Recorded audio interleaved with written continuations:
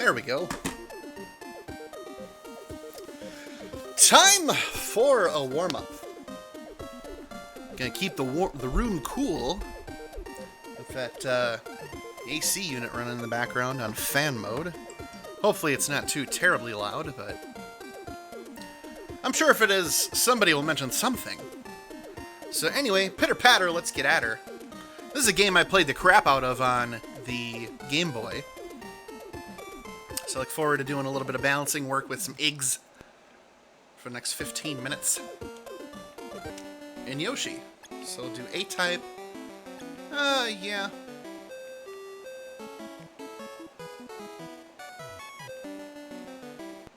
There we go. So the goal in this game is you get matching enemies.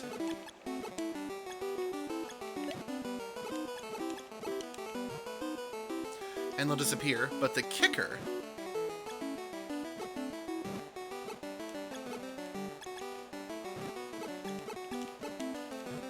is getting them to match. The Osterbrinks are here. Welcome to the stream.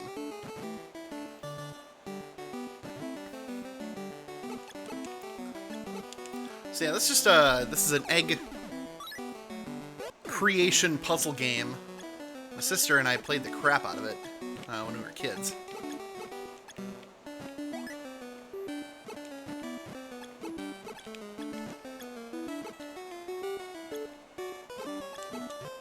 There we go.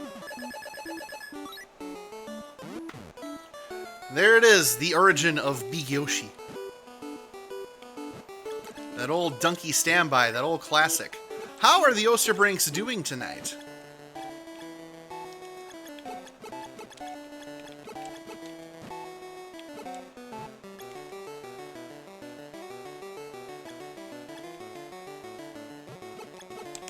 Oh! There was no way I was going to make that work.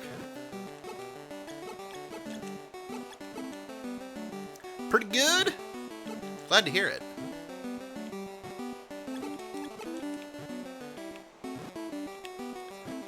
Glad to hear everybody's doing good over there. As good as can be, anyway.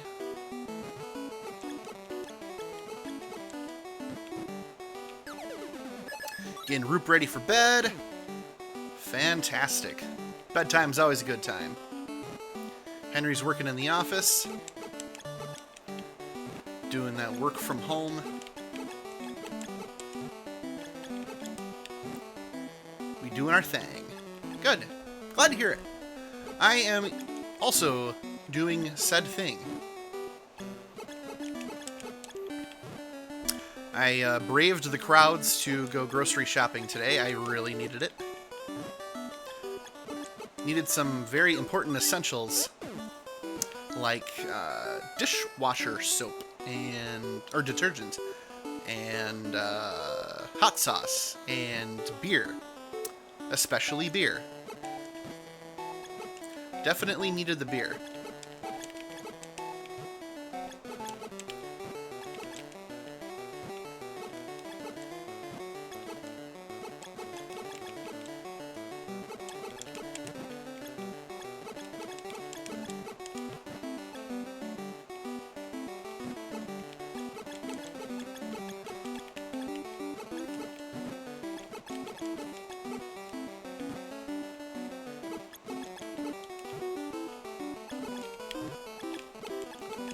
There we go. You're doing grocery shopping on Friday. Yeah. All I can really recommend, honestly, is just try to be cool and wear a face mask, really. Everybody else is going to be more paranoid than you are, I've found in experience.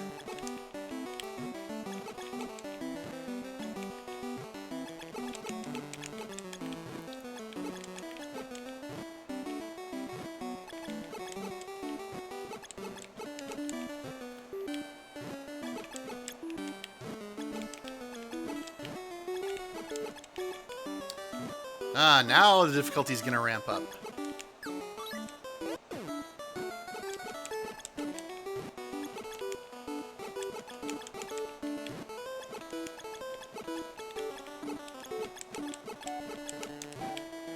Whew! Just barely pulled that one off. You're always cool? Yes, that's true, you are.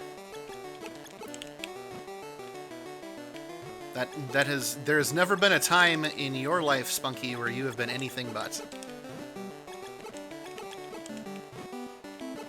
It would be foolish to question it. You crocheted yourself a face mask because, of course, you would. Slip in some extra fabric in the pocket I made in it. Very good idea.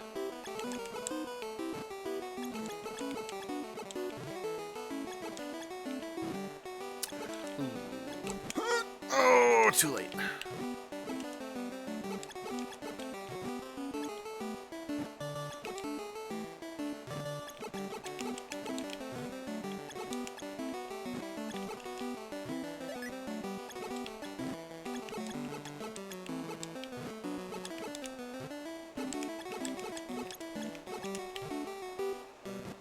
That coupled with my resting bitch face should give me no problems. Alright, well, good. Yeah, people tend to... They do a really good job about, like, distancing themselves more than you'll ever distance yourself.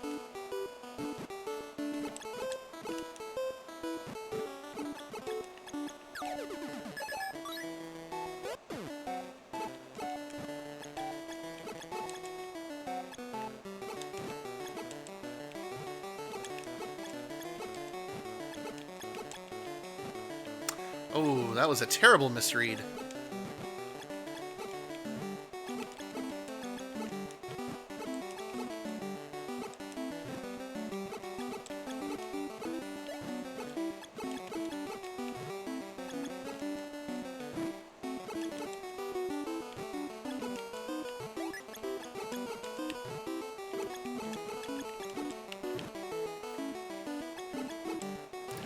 Yeah, I'm sure you'll do just fine.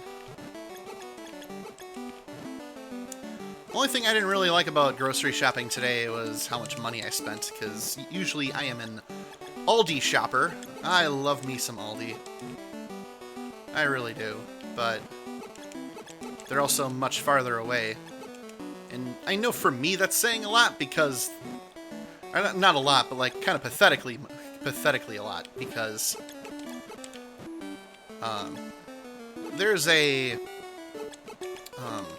There's a pick and save less than a mile from my place. And the Aldi is like 4 miles away, and I did not want to go all the way over there. But it's a good thing I did go to pick and save instead. Even though I spent a little more money, I found out that my driver's license expired. So I'm okay with it. Because I'm going to need to get that renewed. So had I been driving farther, I would have been putting myself at a bigger risk of...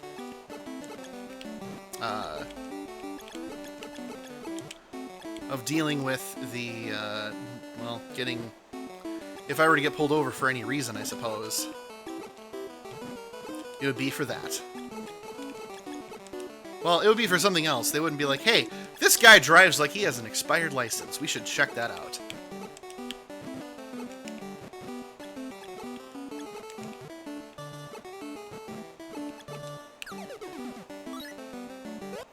All the way over there, all 4 miles, which are, you know, a lot more cops over here, to be fair. So I will adhere to that.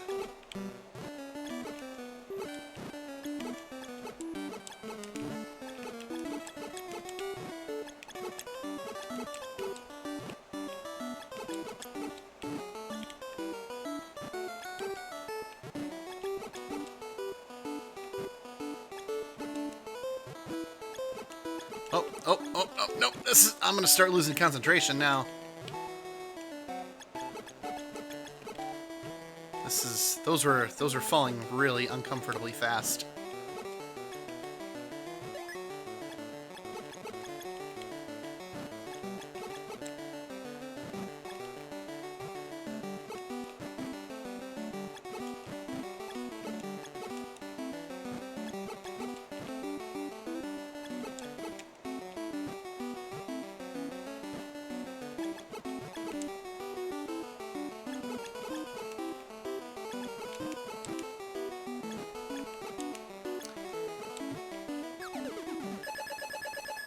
There we go. I needed that.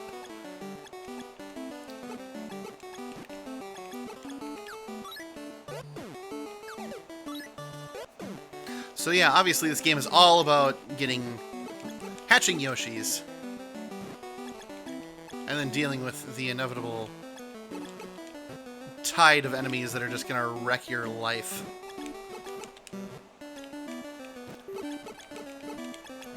So I gotta keep flipping!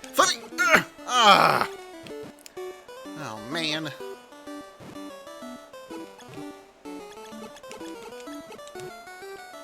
So, like that, and like that. And like that. And if you're really good, you can flip it on the frame like that.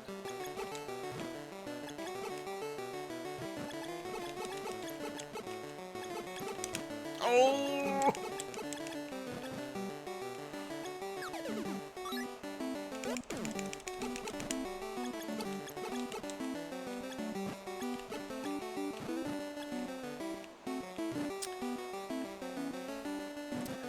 All right.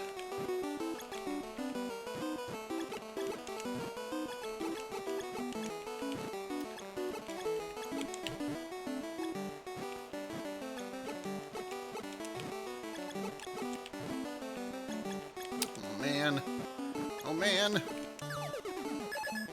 That will help. If only a little bit.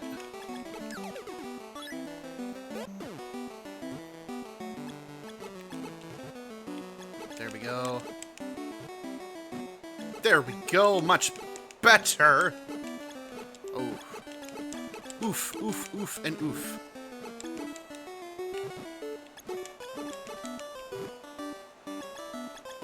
If I don't talk, I'm good at clearing the board. But of course, that's not useful. This game is... It gets merciless at times.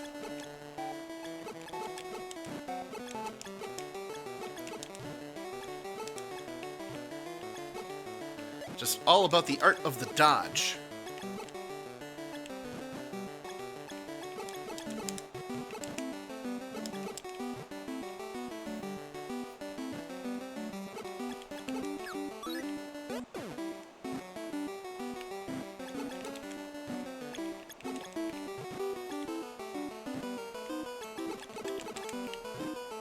Okay. Just about ready to wrap up here.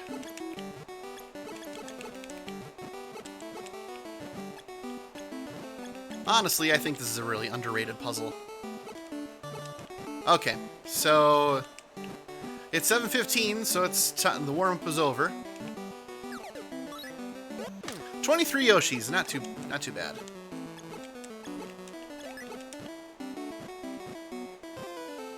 There we go. Very good. That's not 3, that's 4 piranha plants. With a very good rating out of 5. Okay. So with that out of the way, let me change the...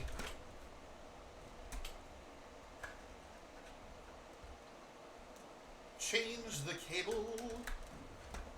There, how's that?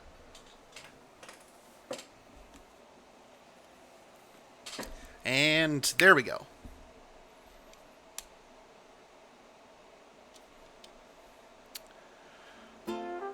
Okay, so I have not played roughly all that much, basically, generally, within the vicinity of,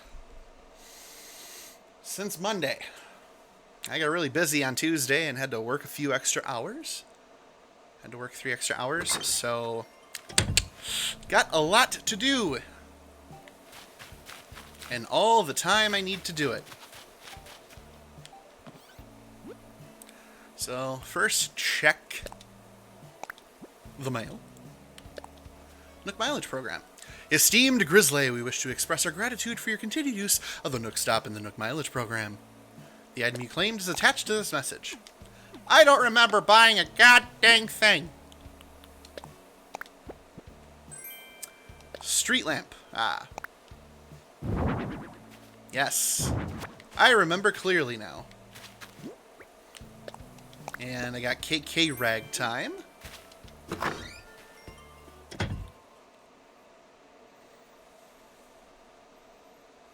So, let me get settled into a groove here of everything that I'm going to be doing, and then it'll be time for some stories.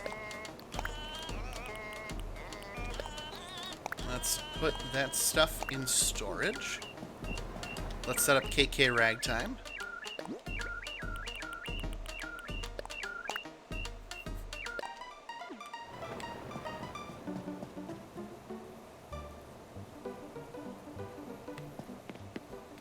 It's very simple. A KK rag time. Gonna go down and feeling just fine. La da da dee da da da dee da da. Ba da da da da da da da da da. Ba ba da ba da ba ba ba ba ba. All right. So.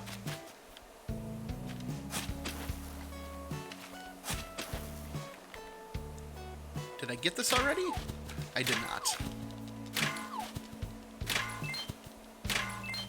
Not sure if I got much of anything in total, so it's time to harvest some materials.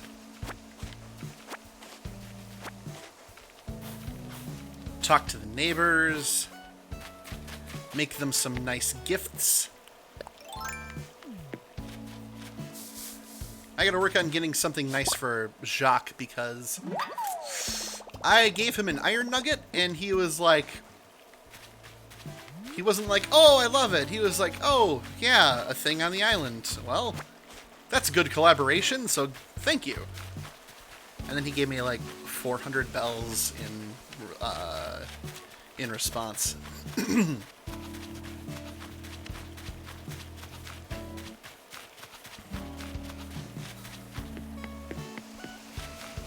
So, it is what it is. I want to get them something nicer. I want to get all my villagers nice things. Like, Melba and Sprocket are my templates for good outdoor design. And then I want to do nice gifts for everybody for interior stuff.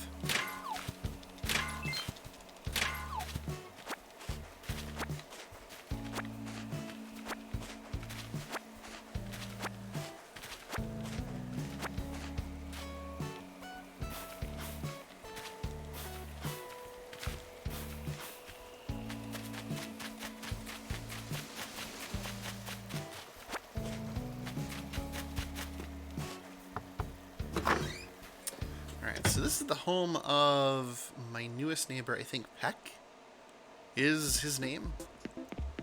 Yes. Huh, alright. Very solid room. Or house. DIY with Triceratops standee and a race car bed. I dig that clock though, that clock's pretty sweet. Hey yo, welcome to my top secret hideout, Crunch! It's almost Rodakino's big day, Crunch. I can't wait. It's going to be like leg day times a gajillion. Very good, sir. Do be sure to enjoy yourself on this hippity-hoppity bunny day, of which we are almost on the other side of. Almost. So close. So very, very close. See how Miranda's doing. Her house is amazing, as you're about to see.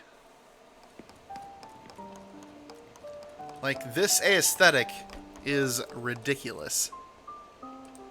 Absolutely ridiculous. Well, you seem awfully interested in what I'm making. Yes, I gots to know. We see I'm working on a rustic stone wall. It's a DIY crafting project, my dear. I was daydreaming, you see, and the design came to me. Then, just like that, I made it happen. I know. Why don't you try making a rustic stone wall, too? Quackulous.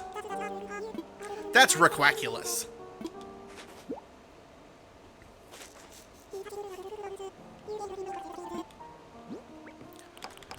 Simple recipe, she says, for the rustic stone wall. Curious what that looks like. Okay, that's a log bed, so no. A rustic stone wall has a window in it? Oh, it must be wallpaper. Is it? Wait, no. It's not a fence.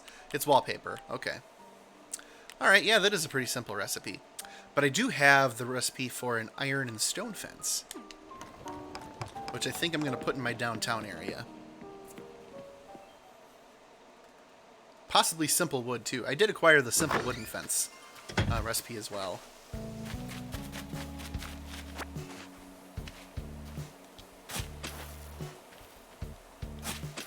Okay, I figured out if I just do 2 holes and then dig at this angle, I don't need to dig a third.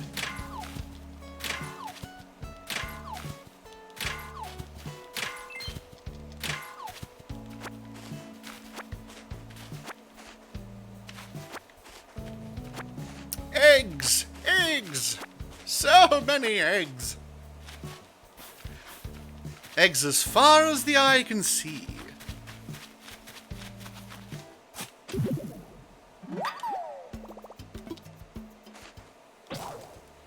Ah, well, that's... Tough break for the shovel.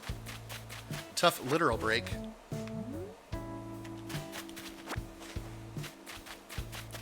Wonder if there'll be a meteor shower tonight. That would be super. Oh, I need another shovel. Post haste. Haste post. Immediately. As fast as reasonably possible. And we're back from our nighttime routine. Super. And there it is. Your artwork in emote form. It's tangible. It's there. It's so very real. Let's see. I have everything but... Oh. I don't know why I had KK Dixie there. Let's get that registered. I also need hardwood. Oh, it's nice. Like it forms a little tentacled bear chain. Oh dear God, the chain grows.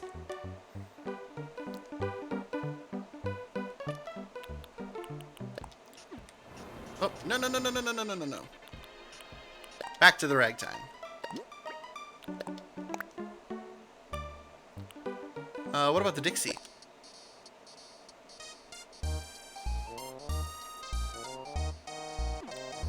Nice! Reminds me when I played in a Dixieland jazz band for a hot minute. The year was 2002. With a voice cracking as much as it was back then. But back in high school, I was a member of a part-time Dixieland jazz band. I just put away everything I needed to make my shovel. Shame on me.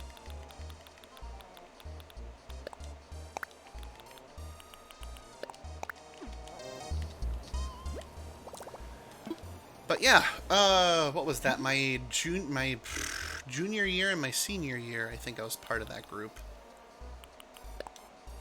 I was extracurricularing everything in terms of band. I was part of the Dixieland Jazz Band. I was a member of the UWMC Jazz Band. UWMC Jazz Band, Dixieland Jazz Band, and of course regular band, which was just a chorus. And then musical theater, dramatic theater, and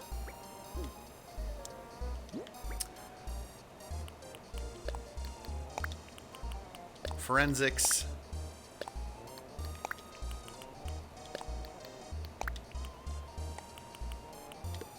forensics was an interesting one, given that I think like 1 year I ended up not doing anything because my partner, right before we were going to go to state competition, I can't remember. He either got sick or he couldn't go. But I was still allowed to take the day off and go to the state competition anyway, which was in Madison. Which was the first time I spent like a really great deal of time in Madison. I'd been there previously when I was 8 for visiting the Capitol and checking all that stuff out, but I spent like an afternoon on State Street just doing my own thing.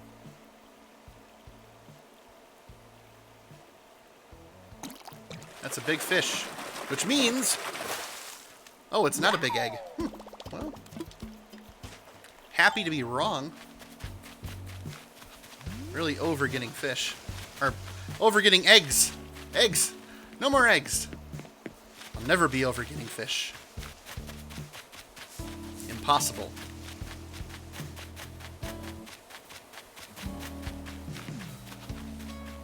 To not enjoy fishing is to not enjoy life itself. Let's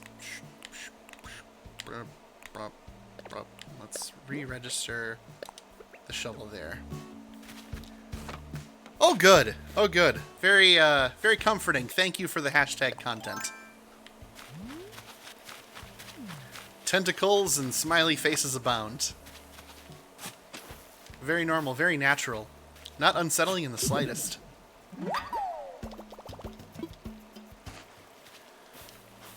Could never see it as anything but.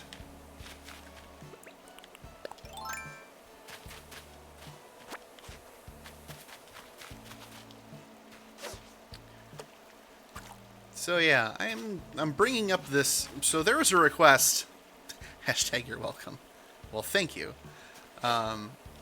There was a request by Spunky to tell stories about my time in Japan. Though I didn't go fishing, I would have been, oh my god, having just the worst luck. There, thank you. Come on.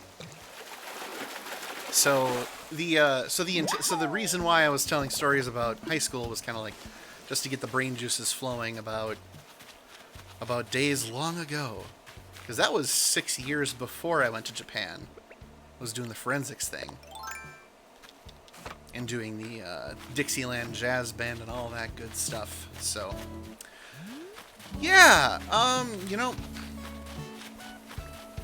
stories about Japan. Well, here's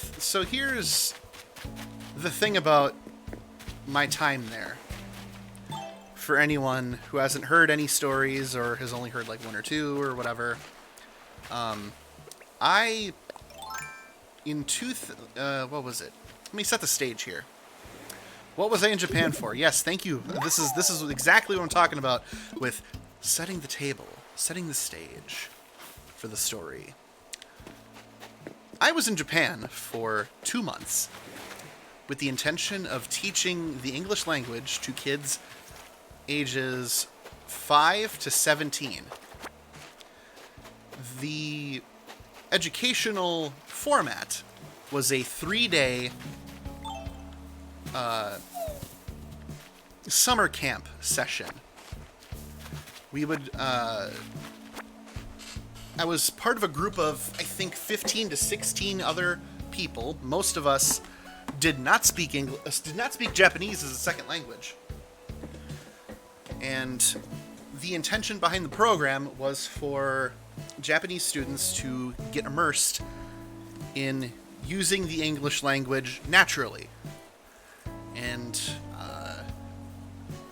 the way we use it is, of course, I mean, it's different because contextually speaking, we do so much with language. And an immersion is more than just hearing words.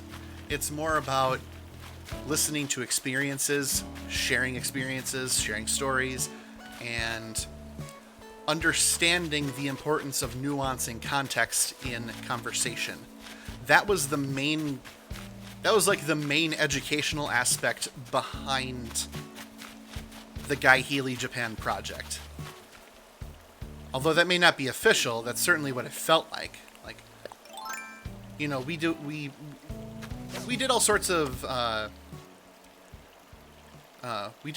educational methods that weren't just literally talking to the kids. We did like flashcards, we did comedy skits, and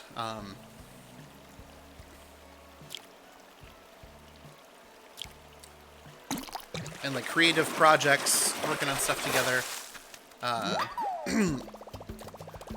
So it was really like it was an opportunity to do to cross the cultural bridge, meeting the minds of Japanese kids and American young adults. And so we would work with them to, you know, we were like counselors in that we didn't really like have rules for them. They were very good about following the rules of the camp on their own. We were more of like mentors, guides, friends, compadres. Lels, how's it going? I'm telling stories about. I'm setting the stage of my time in Japan, and so I lived there for 2 months in the summer of 2008. I was in college, and I had wanted to do something in college. Hang on, let's talk to Melba real quick. She's eating a sandwich. Hi, Grizzly Toasty. Doesn't it look like the island's been hit by a pink snowstorm? It sure does.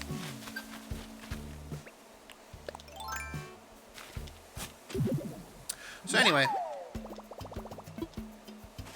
that was the main purpose behind the program. And we did 3-day sessions with kids, and I think the number of kids we worked with was like 30 to 40, so there were rough... I mean, on average... Actually, it might have been more than that. It might have been 50. On average, I worked with like 3 to 4 kids at a time. I learned really quick how to do small talk, especially with kids, because historically... I don't get to talk to kids all that much, so I don't really... So I kind of get awkward around them sometimes. It's just... Especially if I think about it too much, it will happen. So anyway, there were a couple times things got really awkward, and I was trying to really, like, figure out what to talk about. This is not the story in and of itself. This is just the sampler for what's to come. These 3-day sessions took place all over central Japan. I started out in the Osaka region, which is the central region of Japan, known for their comedy heritage and also their excellent food. Some of the best food, especially like street vendor style food like takoyaki, is in Osaka. Just ask kids about Minecraft and Fortnite and you'll be good for the next couple hours. That's true today. Those things did not exist in 2008, especially in Japan. So things that were discussed included Studio Ghibli films like My Neighbor Totoro and Spirited Away and Ponyo, which was coming out that summer. We also talked about anime like One Piece and...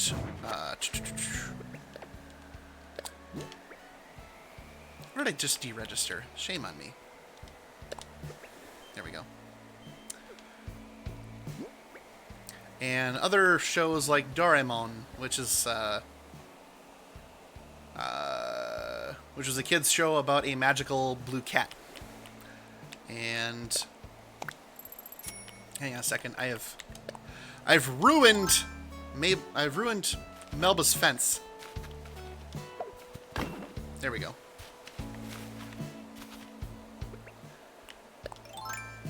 But yeah, typically asking them questions about like what they think about things works much better than whatever god-awful thing I was thinking about in 2008. There we go. Just barely got it.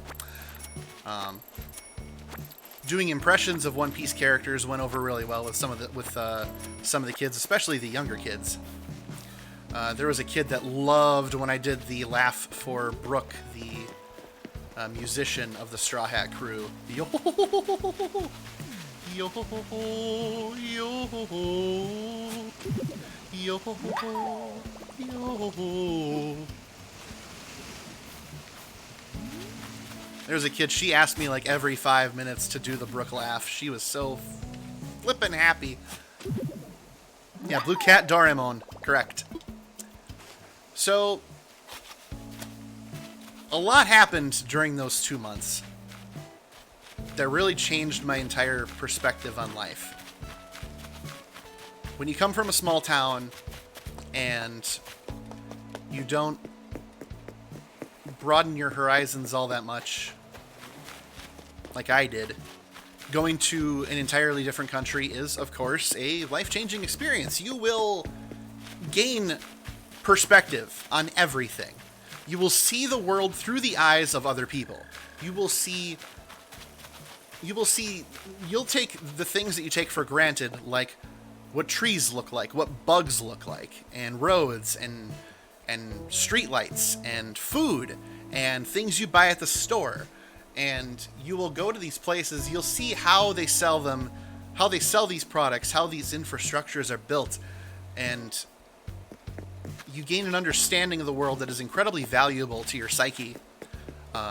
Not just in that, oh yeah, I'm in a different place, things are different, but you understand a little better why things are different. You understand that there's so much more to what appeals to the average person, depending on where they live. So the first story I want to tell you is something that I revisited because I wrote down my entire experience, all 60 days while I was there. Well, 60-ish days. I think it was longer than that, by just a little.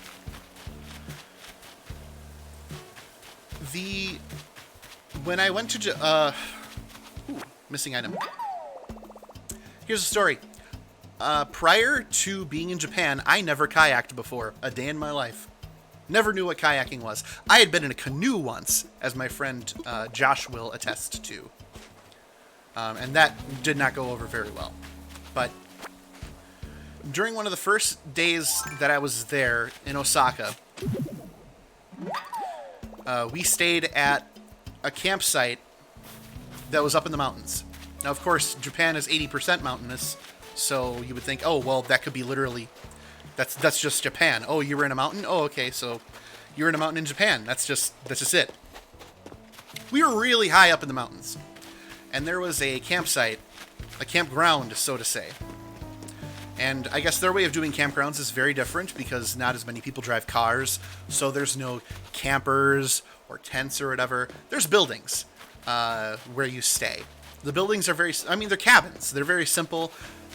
They feature bunk beds that would, hold like 6 or 8 people. And they had one bathroom, and the cabin's bathroom did not have a Western style toilet. It had an Eastern style toilet, which is essentially a urinal in the ground. So you remove your clothes, you pull your pants down, you squat down, and you let it fly.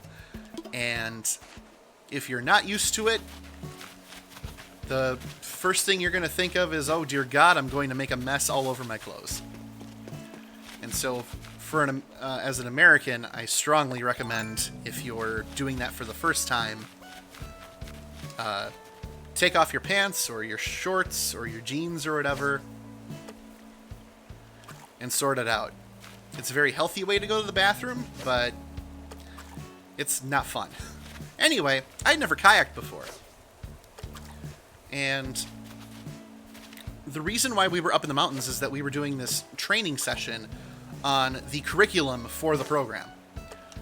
So we met the founder of the program, and his name is Guy Healy. Totally nice dude. And we spent, I think 2 to 3 days there learning how everything worked, getting to know each other as counselors, and making friends, getting to know the Japanese counselors. Now they of course were, what's this one? Oh, a carp. Okay. You know, getting to know everybody and getting acclimated to the food, acclimated to the sleep schedule, because Japan is 14 hours ahead in relation to Central Time. So right now it is 9:42 a.m. Thursday over in Japan. So they're all, you know, working from home right now and whatnot. And the jet lag is so real because right now I mean, look at it. It's 7:42. You know, you're winding down for the day. Oh no, their day has already begun, and they're being productive over there. So that was our period of adjustment. The third day that I was there, we decided to go for a walk up to, there was a lake up in the mountains, and it was absolutely beautiful, pristine, crystal clear lake that I think went about 6 meters deep. And a meter is like a little bit over 3 feet. So, you know, roughly 20-ish, 22 feet, give or take. Very clear water. No worries about, like, snapping turtles or whatever. Or, like, big fish, you know, feeling like coming after you for a snack. And so, like I said, I never kayaked before. And everybody's grabbing kayaks off of this big rack or whatever. And I'm looking at myself, and you can tell, looking at me, I'm a big dude. And in 2008, I was also a big dude. I wasn't as big of a dude then as I am now, but all the same. I was probably 280 when I was in Japan, when I started. I ended up losing 20 pounds by the end of it by just simply sweating it off, because Japan is insanely hot and humid. It's like on average 93 to 95 degrees outside, with the humidity being ridiculously high. You went through a lot of water and you sweat a lot, and it was just lovely. Anyway, this kayaking opportunity was just for bonding, you know, and everybody's getting individual kayaks, and they're all going out onto the pond or the lake or whatever. And I'm looking at these kayaks, these single-person kayaks, and I'm thinking to myself, yeah, there's no way you, Chris Leslie, in all your magnificentness, that you're gonna fit your big booty in that kayak. It's not happening. No way. It's like, okay, so what options do I have? And I look, and there are bigger kayaks that are meant for 2 people. So it's like so instead of like what you would think a 2-person kayak would be, where you'd have one person on one end and one person on the other end in their own individual areas, it was like one much bigger hole, for lack of a better term, and you would like sit back to back, kayaking back and forth. Wow, that is not a kayaking movement. That is like bicycle. So, you know, kayaking, the kayaking motion.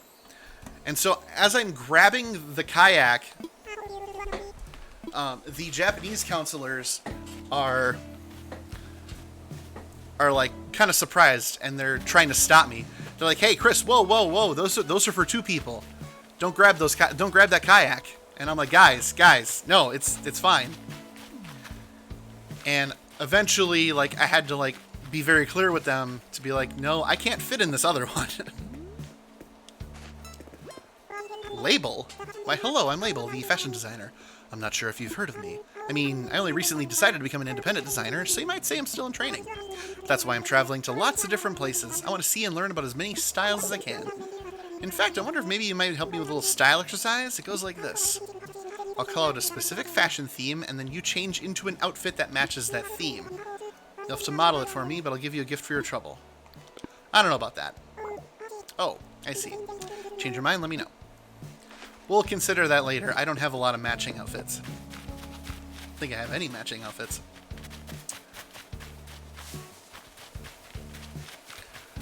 So, I grabbed this big red kayak with a gigantic hole in it to fit one grizzly in it. And And I hop in the water with the kayak, and I just start rowing, and it was so great, because here's this thing I could have done here at home in America, and I'm doing it here, and just became like, I don't know, it was like a nice touch. Be like, you don't have to come to Japan to learn exclusively Japanese things. You can learn things that are just universal, like how to kayak. And so I get myself out, and I'm kayaking across the lake. The water is super clear. You can see like 3 to 4 meters down before you can't make sense of any of it. And I kayak all the way across the lake, and we're doing and we have like a barbecue for lunch. And by barbecue, I don't mean like mesquite grilled things. I'm talking like fried noodles with like fried strips of chicken, beef over a griddle.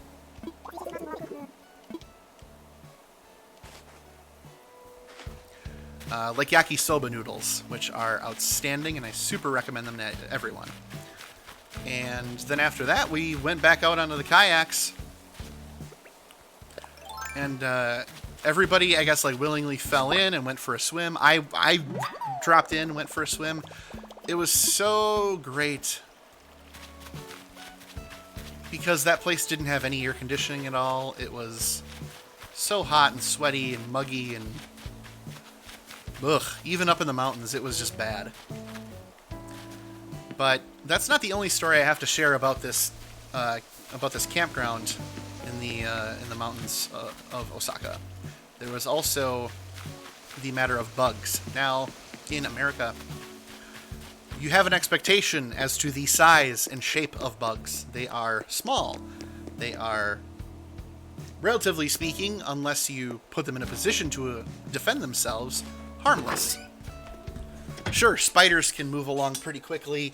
House centipedes have that weird wavy scuttle they do. Centipedes will wriggle along or whatever, but they're small. They don't know. They can't comprehend what you are.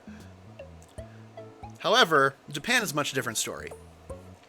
The bugs are, I would say on average, 4 to 5 times larger than what's here. And they're pretty aware of what you are, and they will still avoid you as best as they can. At this campground I mentioned, there was, in my cabin, a Japanese-style toilet. Or I should say an Eastern-style toilet, because they're common in other Eastern countries. And, well, turns out that there was one Western-style toilet at the campground. And it was like a building that was dedicated to bathrooms. And I go there, and I'm like, yes, finally, sweet release. I can finally use the bathroom as I know to do it. And I walk inside,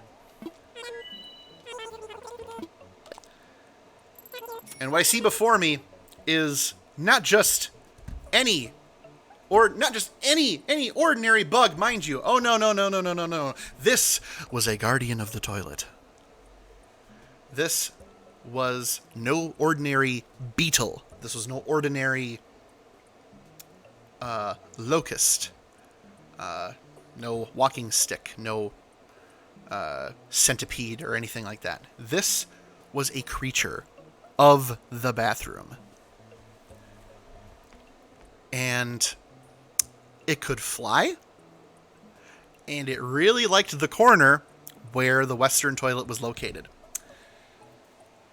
The size of this bug, as far as I can recollect, and I'm going to try not to exaggerate, was roughly this long. So I'd say the length of a dollar bill, give or take. And probably that thick. Not all the way, but like its thorax, I would say, was at its thickest that much. So here's the problem. That, all that's standing between me and the most relieving the most relieving shit that I've taken in days is the largest bug of my life that has wings and has the muscular strength of a grasshopper. And I don't know if it has the ability to sting me or bite me or claw me or scratch me or whatever. It's all up in the air. So I walk away. And I'm like, nope, can't do it. It's too much. However, when nature calls, nature answers. And it got to the point where I couldn't hold it back anymore. It became a matter, not a matter of option, it became a matter of necessity. I was not in a position, and I'm looking up the photo right now, I was not in a position where I was at all interested in using the Eastern style toilet. I needed to sit in comfort. I needed this stress release. I needed to take a dump. And that bug, that large bug, was preventing me from doing that. So, I grab my sandal, because I'm wearing sandals the entire time that I'm in Japan. I take one off my foot, and I walk inside, and I am ready to do battle. I am ready to kill this bug, because there is no reasonable way that I'm going to liberate it and free it from the building. It wants to stay in there. It wants to sit by the toilet. But it also... I tried. There was a brief moment where I had attempted earlier to make peace with this bug. It's like, I'm just going to sit here. I'm just going to walk in. I'm going to sit down. I'm going to do my business. And then I'll leave you be on your way. And it was hopping all up and down the bathroom stall. Not an option. It was not going to happen. This bug wouldn't have it. He's like, no, this is my territory. This is my toilet. I'm going to use it as my whatever, as I see fit. No one's allowed to be in here. And so I came back with sandal removed and a determined, fervent purpose in my soul. And in the sole of my slipper, sandal. So I go for it. I chuck that sandal at full speed at that bug. And it goes whizzing across the bathroom. Funk. Hits the wall. I miss. And I'm like, shit. I can't do this. I can't do this where I lose both sandals. And so I make the brazen move. I go after my sandal. And sure enough, as I reach for it, that bug leaps and whizzes right past my face. Just imagine, if you will, take like, I would say the best comparison would be taking a grasshopper. Increase it about 3 to 4 times its size, maybe, at the most. Color it brown, like a light brown. And that's roughly what I was up against. And it was hopping all over. It was hopping all over the bathroom. And I'm running after it, and my friends Brent and Eric, laughing their asses off, as the large, beautiful, bulky grizzly is running after this bug with determined purpose to absolutely destroy it, so that I can take a poop in peace. And after about a good minute of fighting it, I finally give it a good hard chuck at the bug, and I managed to stun it. And it's sitting down, and it's like down on the floor. I grab my other sandal, thwap, like hitting it like with a newspaper. And that was enough to do it in. But my God, the smell. I had no idea that bug was in fact really bad for the nose. Stunk to high frickin' heaven. And so, without missing a beat, I grab my sandal and I immediately start walking out. It's stuck to the bottom of my sandal, and I take it outside and properly dispose of it. I go back inside the bathroom, victorious, take my well-deserved, well-earned trip to the Western style toilet, feel an immense load off my shoulders and out of my colon, and proceed to go about the rest of my day. Turns out, though, that would not be the only time that I was asked to destroy a bug. I was asked on more than one occasion in one of the recreational areas that we were chilling at. There was another bug that was in our bathhouse, which I'll get to in a second. It was in the bathhouse, and then there's also one in the girls' cabin where my friends Amy and Ashley were staying. So I ended up just slaying them left and right. I think I may have gotten to the point of my photo library where I have it. Hang on. I could be wrong. I hope I'm not wrong. I thought I had a picture of it. That's entirely why I'm looking at my phone and then sharing this story, because I'm fairly confident that I have this documented. If not, I will have to go looking for it.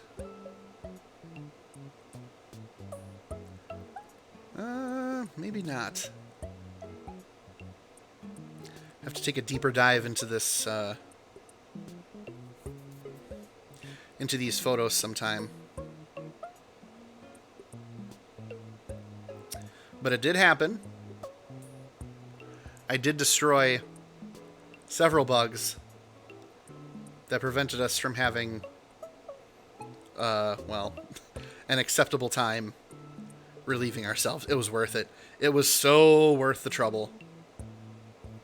Okay. Yeah, unfortunately, yeah, I have a photo album of over 2,400 photos of Japan. I unfortunately couldn't find it in there. I'll have to look for it sometime. Although there's not really much to the picture, except a very confident me holding my sandal in my right hand with what remained of a bug, a large bug, on the other.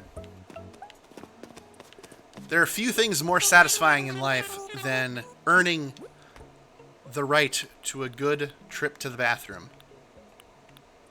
And you can quote me on that, because that is relative for anyone, anywhere, and everywhere.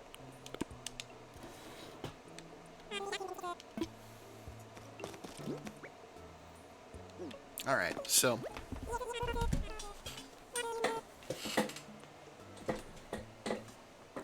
yeah, once I got that first bug destroyed, then the rest of them, it was easy to go after them after that. The fear had been taken away. They no longer intimidated me.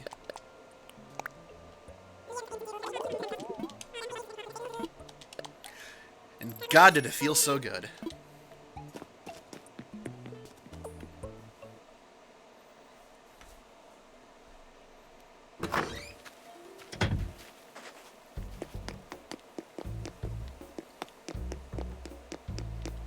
Alright, let's get some fossils assessed from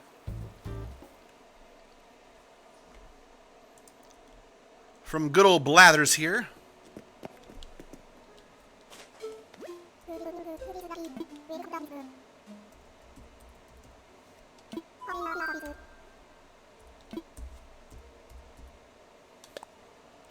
Oh, no. We need to assess first. I'm aware. You don't need to lecture me every time I pick the wrong thing.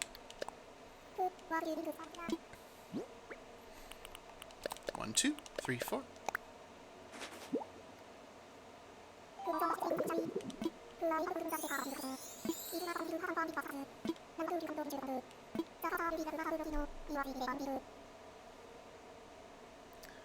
Alright.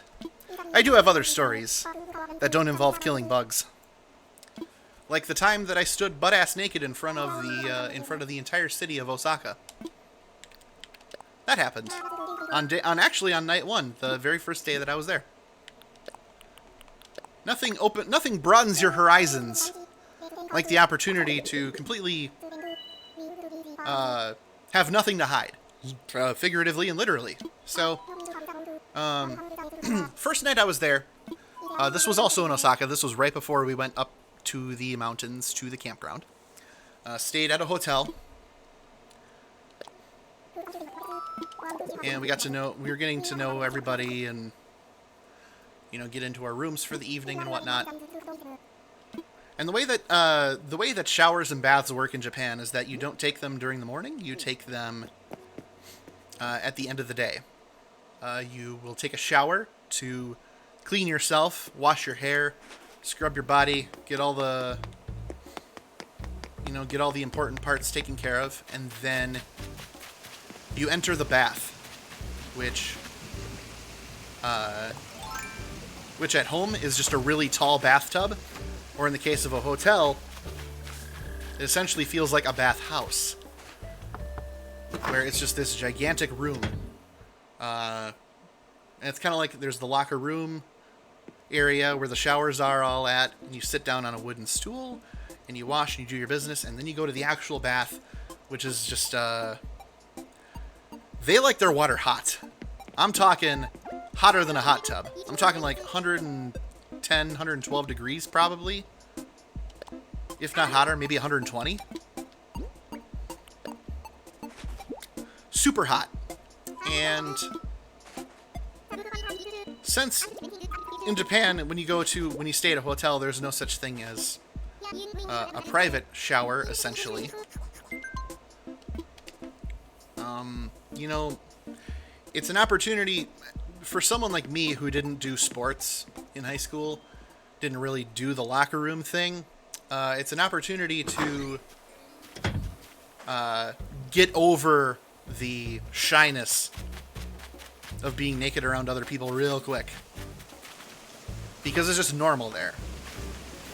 It's completely segregated to men and women, and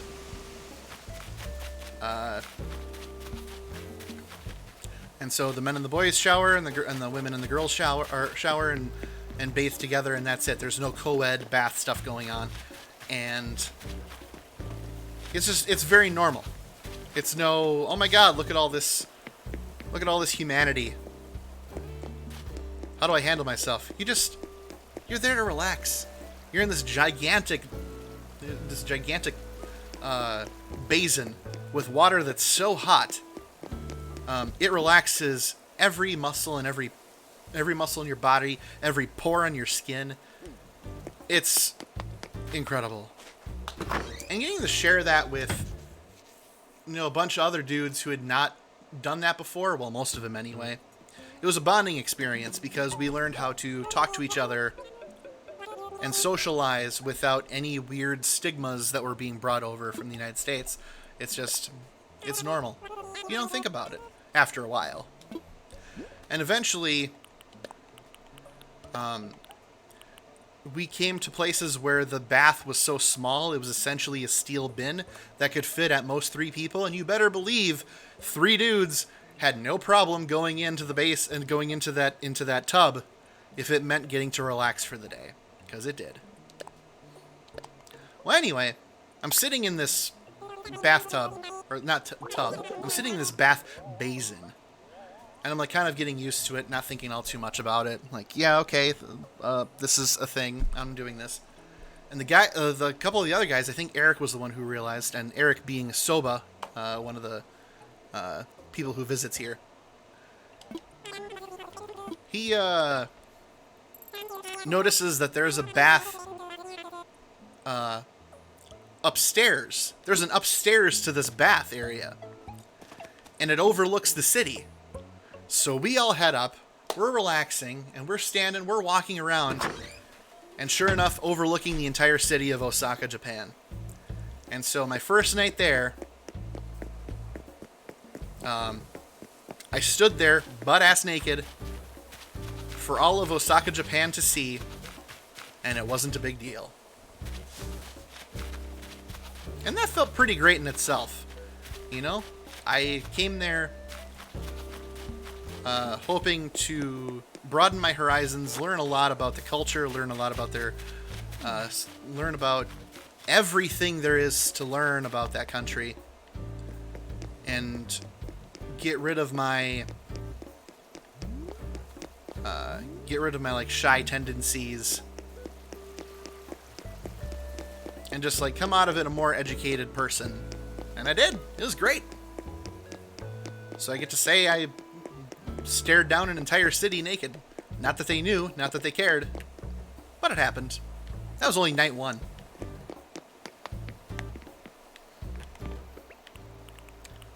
I'm realizing I need a stone axe.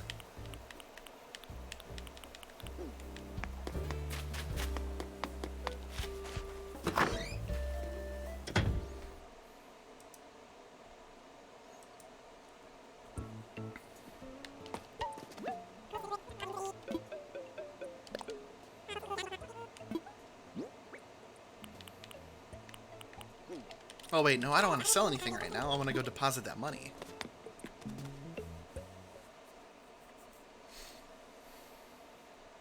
You know, truth be told, when it comes to my time in Japan, like I said, I did write a journal of everything that happened. And until today, I hadn't really looked at my journal entries. I had completely forgotten that I learned how to kayak over there.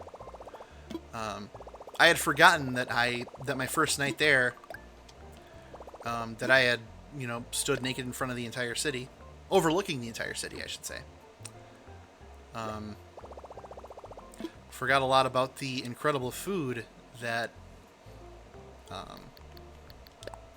that was there, that I kind of take for granted these days, especially when I'm able to make yakisoba at home.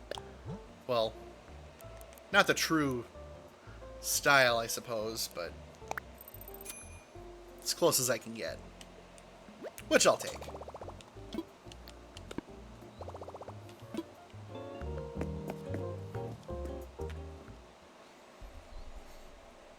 So, let me get into let me get settled into a groove here where I'm doing more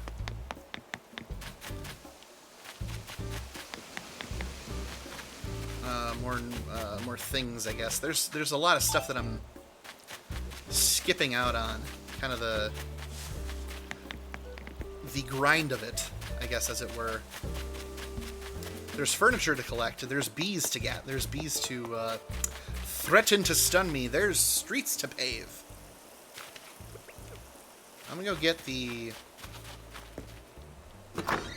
I'm gonna get a stone axe made so I can chop some wood and get that going.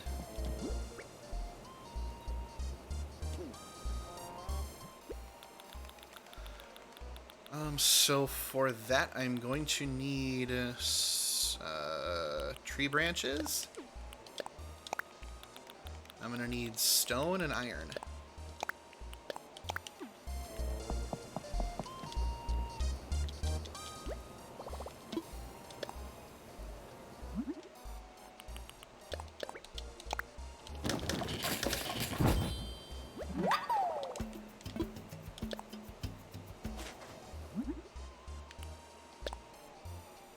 Oh, I need wood for that. My mistake. Okay.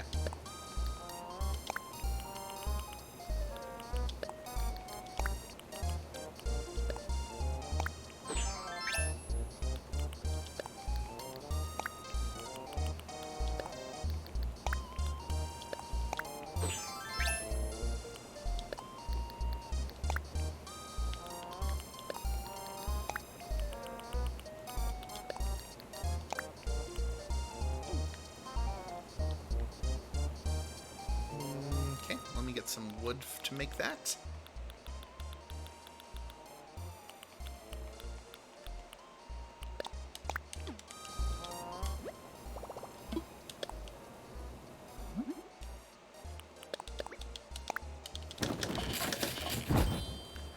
There we go. I have what I need to harvest.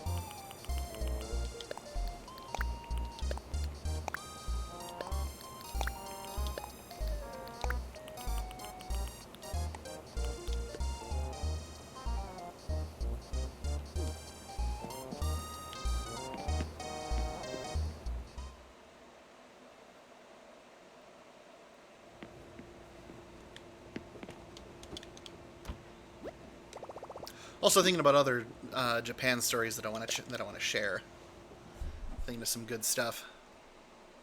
As a side note, that was the on that particular trip, I took with me. I took out a loan to buy a MacBook so I could have that with me. And I ended up bringing my entire music library on it, which back in 2008 was a thing because Spotify was just in beta stages and only available in the United Kingdom. I had a 60 gigabyte library of music that was mostly of my tastes. And it was my go-to for. I actually became the DJ for our camp sessions. So here's the thing. For those 3 days that we would spend with those kids, we spent morning, day, and night with them. And in some cases, we'd actually no, not in... Well, actually, in a couple of cases, I think we actually bunked with them. And so we'd get up with them, we'd eat breakfast, lunch, and dinner with them. And the first day of camp for these kids is mostly orientation, getting your feet wet. We spend a good deal of time getting to know the kids. So what happened first is we'd be waiting for the kids, and they'd arrive, and they'd sit down, and each of us would get introduced, and each of us being the camp counselors would get introduced, and we had name tags. And so my name tag, I managed to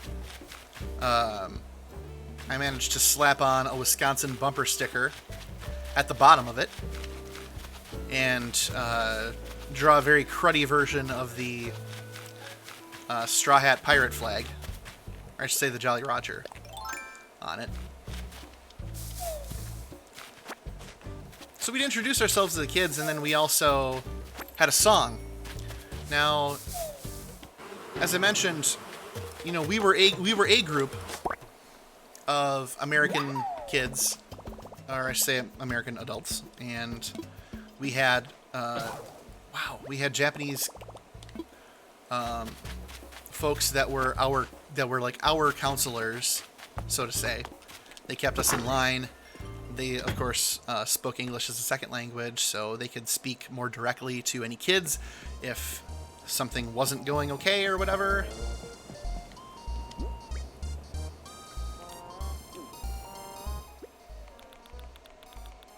Hang on a second. Let me get this net made.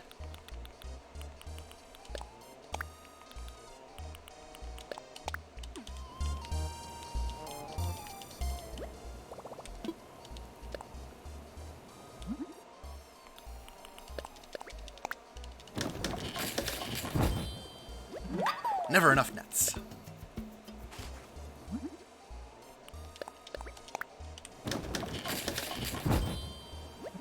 There we go. Never enough nets.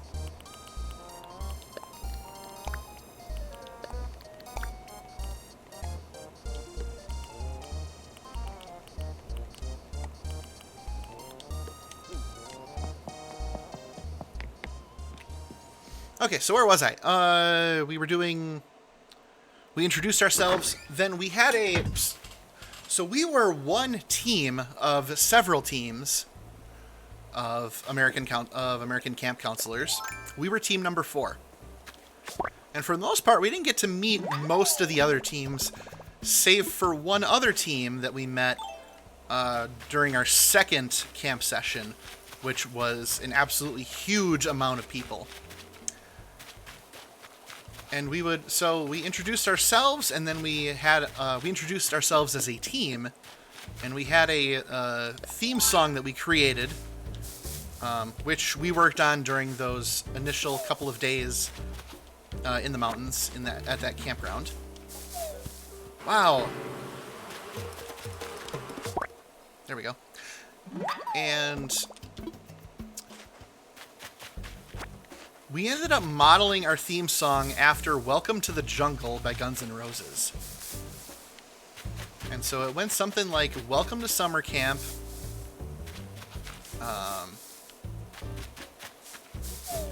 Wow, the number of wasp nests I'm getting right away is insane. Welcome to Summer Camp. We got fun and games. We got something or other. English is our game. We are the ACs, American counselors, and the JCs, Japanese counselors. Welcome to our team. And then so like that was like the first half of it, and then the second half of it was singing "You Make Me Want to Shout." Kids ate it up every time because there were a lot of naturally gifted singers in our group, and we hammed it up all the way. Deutsche Bag, welcome. Stream is going well. I am talking about my time in Japan where when I lived there for 2 months, and also just playing some Animal Crossing. It's been about a couple of days since I was here, so got a lot of work to do. And so I figured, what better way to work on the daily chores, the daily grind, than to regale viewers, whether here or watching video on demand on YouTube or on Twitch later, of stories. Spunky Nugget, Seth, welcome. Good evening. How's it going, buddy?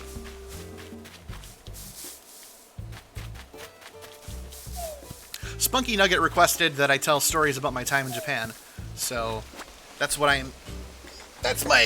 primary goal this evening. As you know, Animal Crossing at this point is starting to get into its maintenance mode, essentially.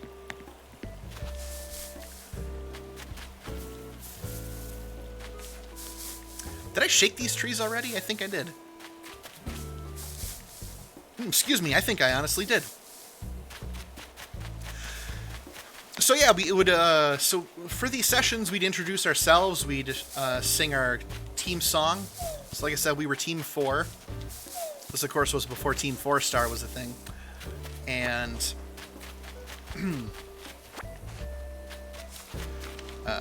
yeah, we would sing our Guns N' Roses take on on welcoming the kids to summer camp. They ate it up, and then we would break out into groups. And each counselor was assigned a group of, I want to say 5 to 6 kids, give or take. And so for the first session that we did, this was in the heart of Osaka, and we were staying at a hostel, and the kids that we were teaching for the very first session were actually from a Catholic school. Kids were about ages 7 and 9, and yeah, it was a Catholic school in Japan. There were nuns that were in charge of the kids, and it was pretty amazing considering how Catholicism is not that common over there. But those nuns, they were there for the kids to help them learn English. So we break out into these groups, and we just get to know the kids. We ask them their names. We ask them where they're from. And, you know, like icebreaker conversations. What movies do you like to watch? What Ghibli films, like Totoro and Spirited Away, and if they were going to see Ponyo when it came out, because that was the year that Ponyo came out. Do they watch Doraemon? Do they watch One Piece? What do they like to do for fun? Do they like playing sports? Do they like playing games, reading books? Stuff like that. So for about a good hour, we got to know these kids in that respect. And by that time that we were finished with that, it was essentially time for lunch. So we'd sit down and eat lunch with the kids. Now, at every meal that I was there, I ate rice at every meal, breakfast, lunch, and dinner.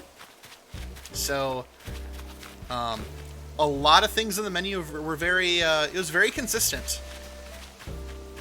Besides the rice, I would eat chicken,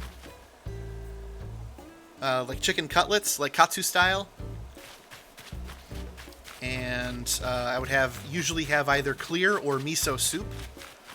Got really sick of clear soup as a result, because clear soup, there's really not much to that broth, and they would always put in seaweed, and they served the soup at breakfast, usually, and during my second camp session, I had clear soup for breakfast, and a piece of seaweed got lodged at the back of my throat, and I almost threw up in front of everybody at the table.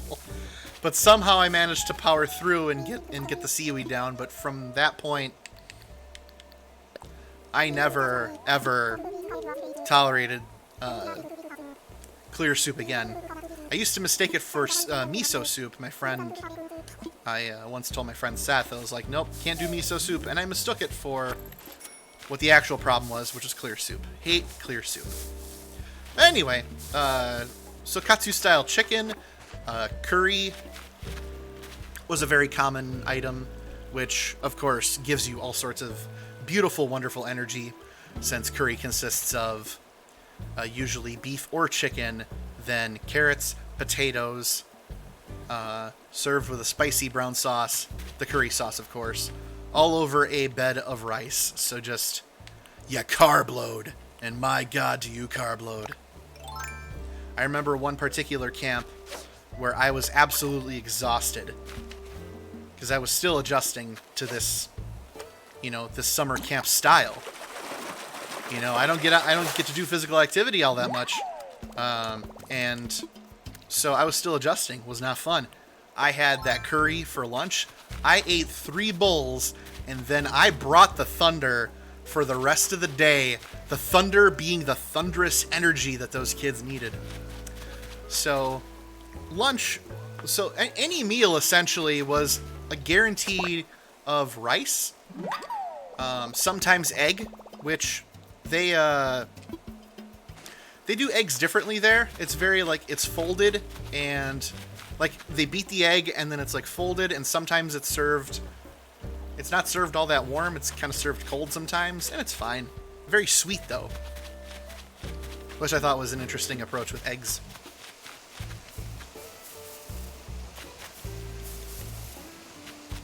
So yeah, we'd eat lunch with the kids, and then we'd start working on, education with them. That'd be the next step of what we were going to do with them. So typically, they either had sometimes they had assignments that were given to them by their teachers or directors or whatever, but we also had our own stuff. One of the main things we did was flashcards. So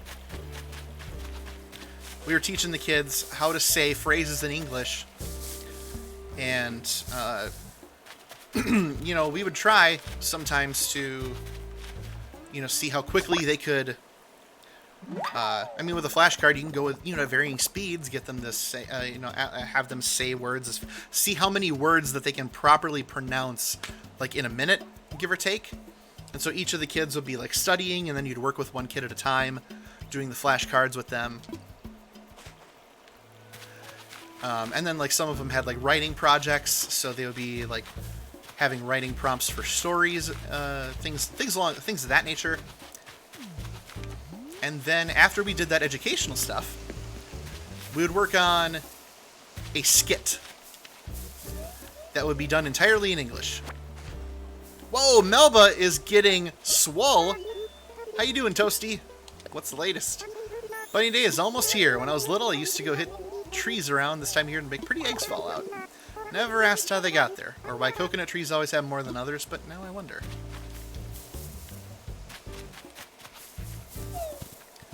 So skits. This was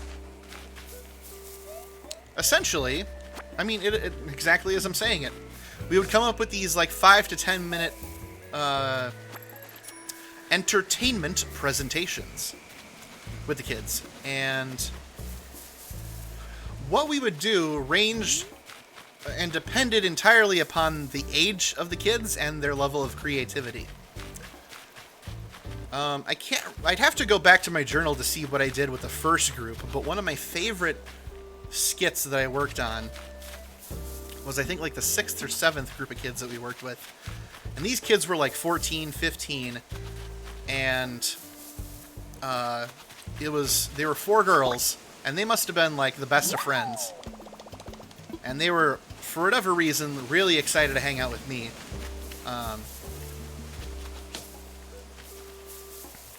When I started talking to them about skit ideas, now we could do ideas like recreating scenes from My Neighbor Totoro, or scenes from Spirited Away, or perhaps a Disney film, Cinderella, Peter Pan. It was essentially about giving the kids roles to act things out, whether it be comedy, drama, or in some cases just straight up magical. And then I would be involved as well as an actor.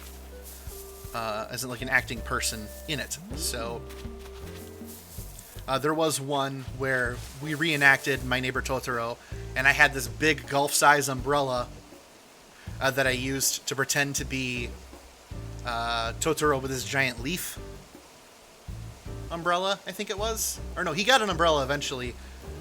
Anyway, favorite skit is with these 4 girls, and we created a completely original skit of a Mario Kart race. And so we there wasn't a lot of English done in it, but God, if it wasn't the most fun thing that those kids got to do. I played Mario at their insistence. One of the girls was Yoshi. One of the girls was Peach, and one of the girls was Bowser.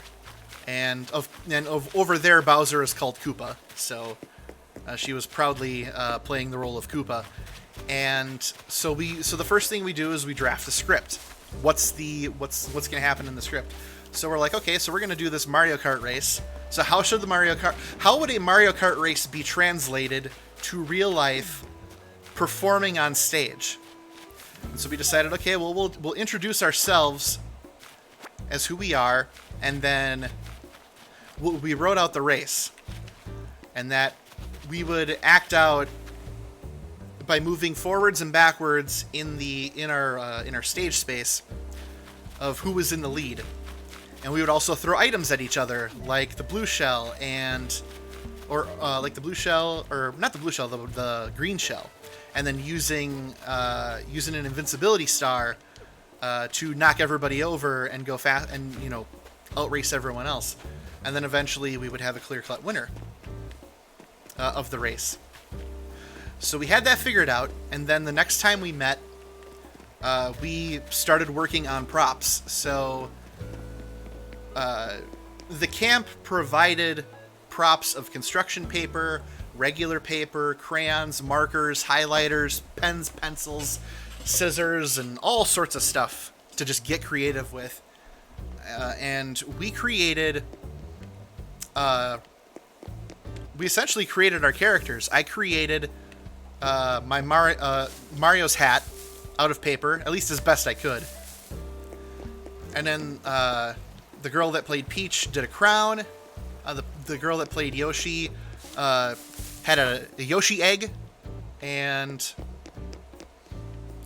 the girl that played Bowser, I think she created. God, what did she create? Did she create like? I think she actually went out and like created the horns and the red hair with her paper. Super creative. And then I was like, hey, so I have this laptop. I can get the music for Mario Kart, and we'll do a whole race. We'll have someone play the music for us. So, and the kids, these girls absolutely loved it. They were on board 20,000% with this idea. And then when it came to do our skit, You know, they were all in, I was all in, and we have the music playing, we introduce ourselves, the race goes, and eventually, I think the girl that played Peach won, I think. And then we congratulated each other on a good race, and I think a trophy was involved. And then, and that was the end of the skit. So the main thing about that was that we collaborated entirely in English. So it wasn't so much about how much of the script is in English, how much, you know, how much of the logistics are in English, how much are you communicating with the kids, you know, in my native language and the language that they're learning, and how well are you getting to know them, and the camaraderie was unreal with these girls. They were an absolute joy to work with. And at the end of every summer camp session, we did have awards, including Best Skit, and for that particular camp session, I won the vote for, I should say, we won the vote for Most Popular Skit. I say I because the awards went to every camp counselor and then the kids as well. But we won. That was the only time I was a winning participant, and all the skits were fun. But I mean, when you meet people, and this is relatable in any situation. When you meet people that are excited about anything, that are like just like super pumped about anything, like those are the people you want to stick around with. Those are the people that will get results made, that will make the magic happen. Thanks for the work, Shirt Anchovy. Much appreciated. My new resident, Peck, did move in, so he is here. I've talked to him a few times today. He was missing a book, and I gave it to him. He is my second resident that's all about getting swole and working out.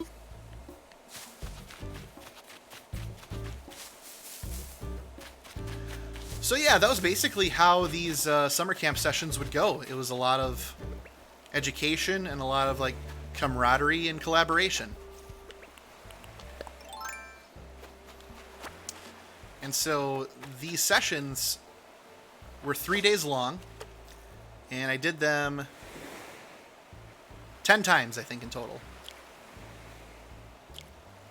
That sounds right. Over 2 months. Oh, it's at least a C+. God awful fish. Oh well, money's money.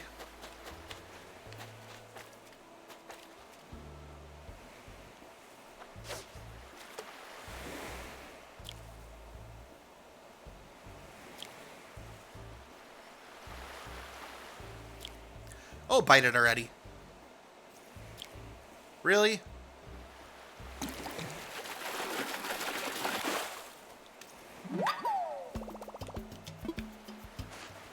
No, they do not actually bloop. Yeah, Sprocket's got a new workout, buddy. And now Melba's lifting weights. Everybody on the island's getting fit.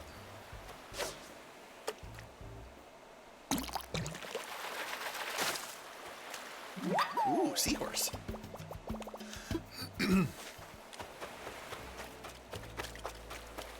It's that season, that's right. Season to get swole.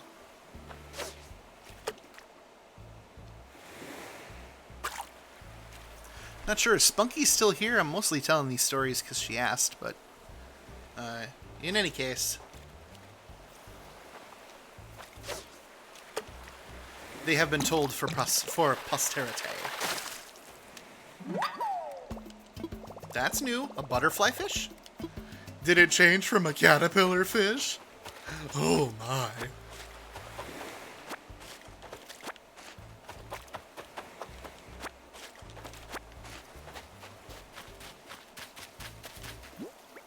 Oh, okay. I only got a couple left. Good. Shell fountain.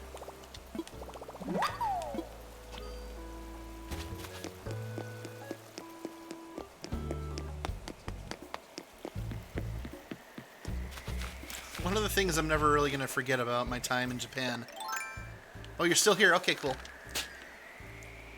One of my favorite things about Japan, or one of my favorite memories, I should say, was when So I was dating someone at the time. It was a relatively fresh relationship. And I was like, hey, I know we just started, and I know we just dropped the L word on each other, but I gotta head out for 2 months. Is that cool? And she was like, yeah, that's cool. Just talk to me on Skype when you can. I was like, okay. When I talked to these kids, they asked every single one of us if we had a girlfriend or a boyfriend, respectively.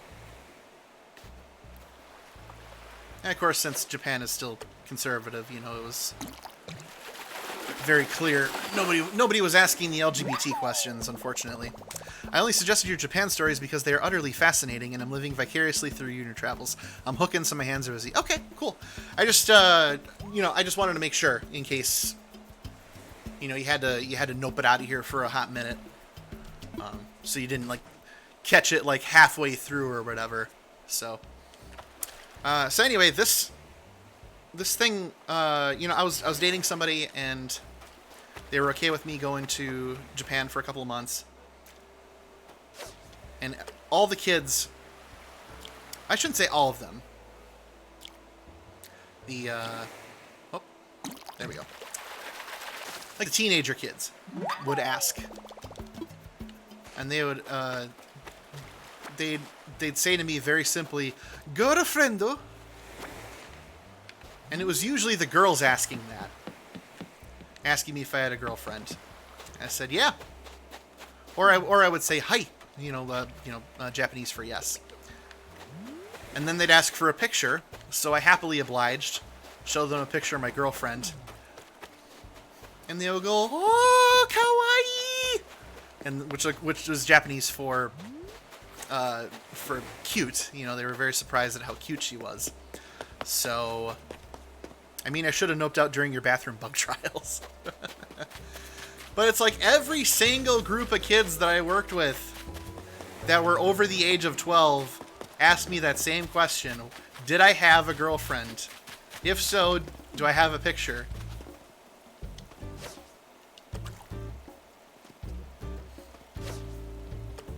I got such a kick out of that.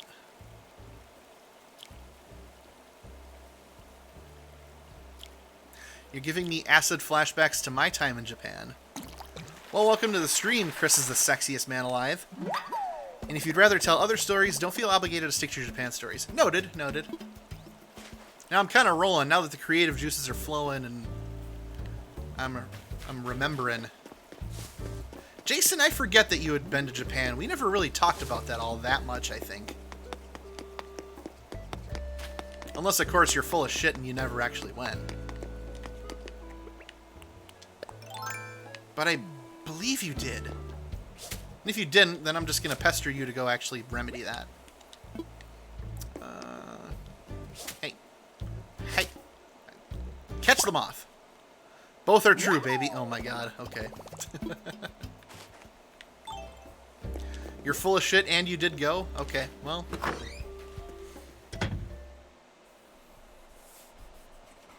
Very good. Very good. Alright, let me clear out my inventory here.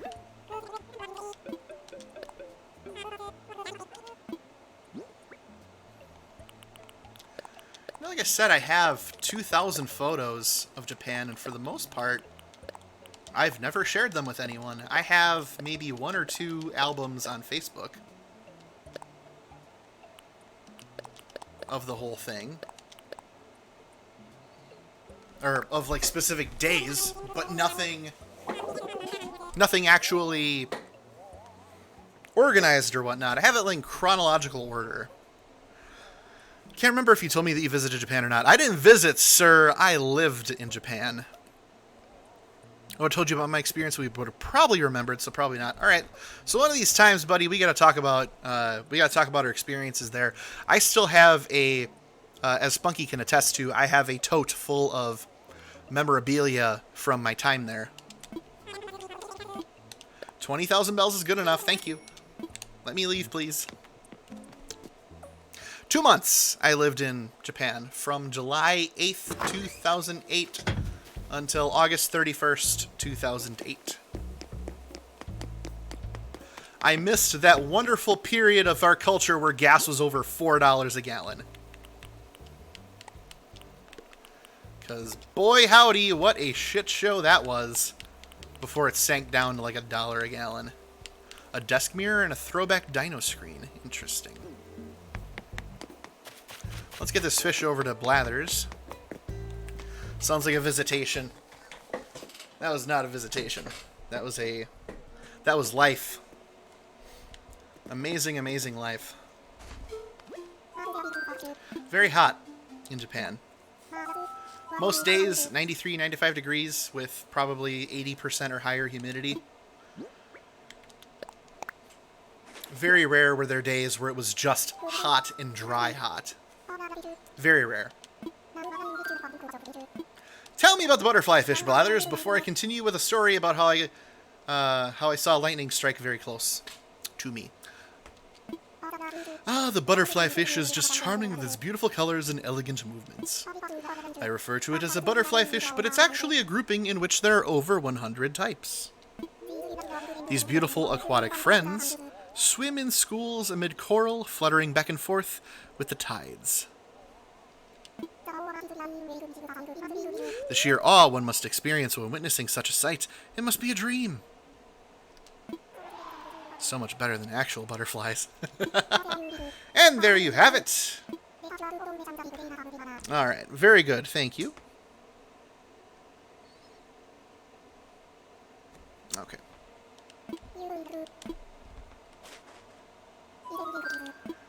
So, Japan. A lot of mountains. A lot of hotels, hostels, campgrounds in the mountains.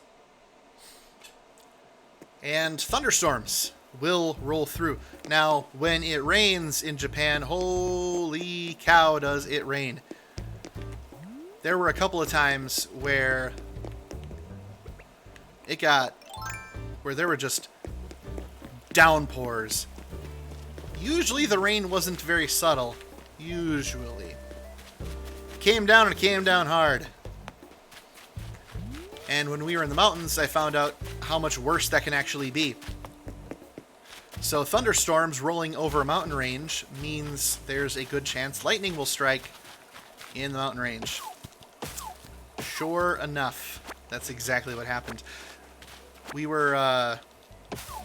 could see the downpour happening farther away. We were all outside, we were getting wrapped up, we were getting ready to head back inside so we could avoid said downpour. And all of a sudden, kaboom! I mean, you ever hear lightning strike less than a mile from you? It's loud. It is an explosion. All the kids scream, and they're running inside. I'm looking for where the lightning strike happened. It struck a tree. You can see the smoke, and there's just dozens of birds flying away from the whole situation. It was wild. Now, of course, you can experience that anywhere in the world, but if you are in the mountain ranges in Japan, there's a good chance you're going to experience it a lot more often. Very scary.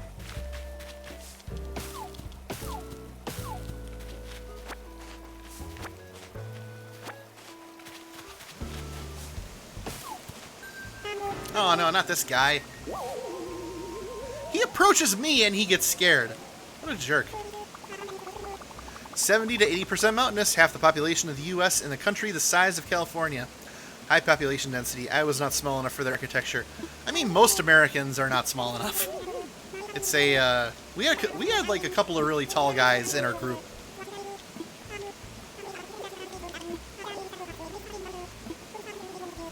Yeah, I'll collect it.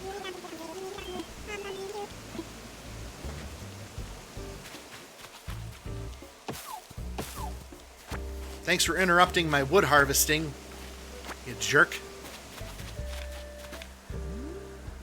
Oh, I want that. Don't go away. Don't go away. Don't go away.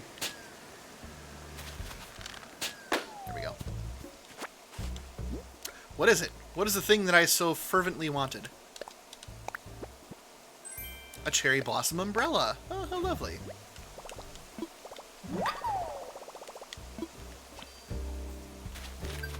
Okay. Back at it. Back to Chorin. Ooh. We interrupt Chorin to bring you a very special, big, thick moth. Good old Atlas moth. Where's Luke when we need him? He was complaining about never seeing them. Everything's fine, buddy. Come on. Relax. Let down your wings.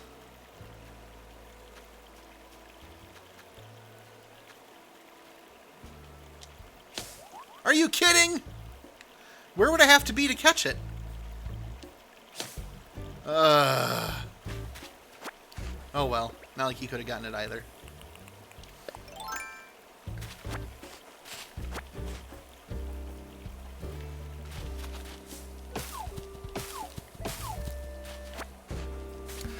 Low quality camera phone warning. Some souvenirs.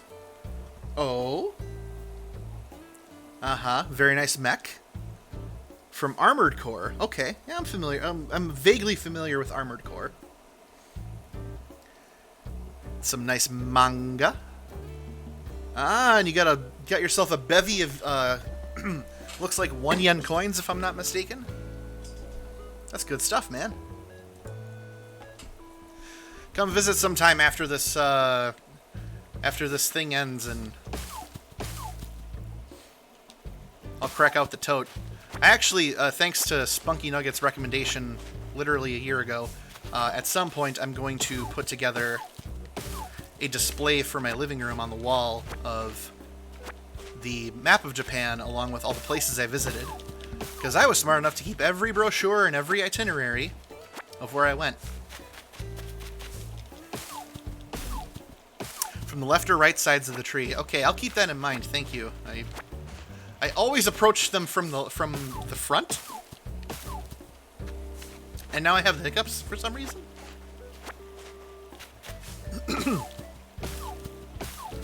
You know, like normal people have at 8:49 p.m. on a Wednesday night. Hey. Hey. Thank you. Okay, so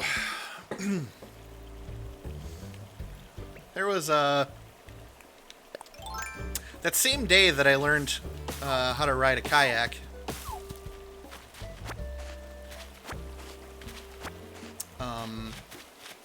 We had grilled yakisoba for dinner. It was delicious.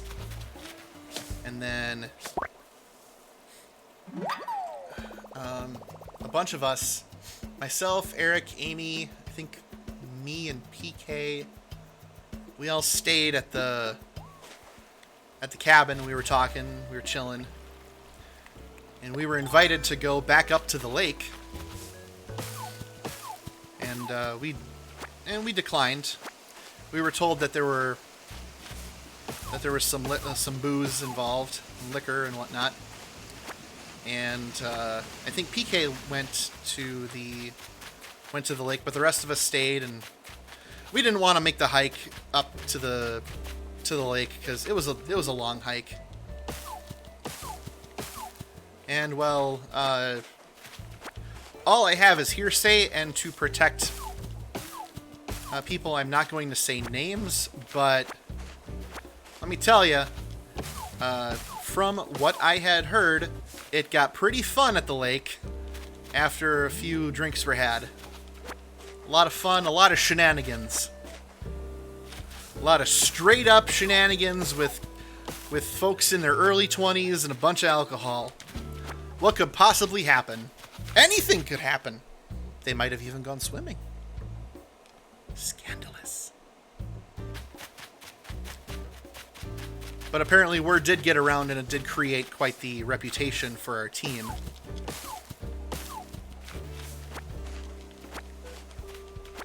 And unfortunately, some drama eventually happened with the team, to the point where we had to have a good sit-down talk with everybody and kind of get us all on even footing. Be like, hey, we're all buddies, we're all friends. We can keep the peace. We're here for the kids. It's not just a vacation. Because part of it was, I was not paid to do that. I had a... That's right, Utter Chaos Anniversary Weekend is today. That is correct. I had a whole bunch of coins, some were expensive. They were in a cool jar, but some asshole airport employee on the way back kicked the heck out of my bag and busted it, hence the plastic bag. TSA, man. They are willingly the worst. They do not have to be, and they choose to be.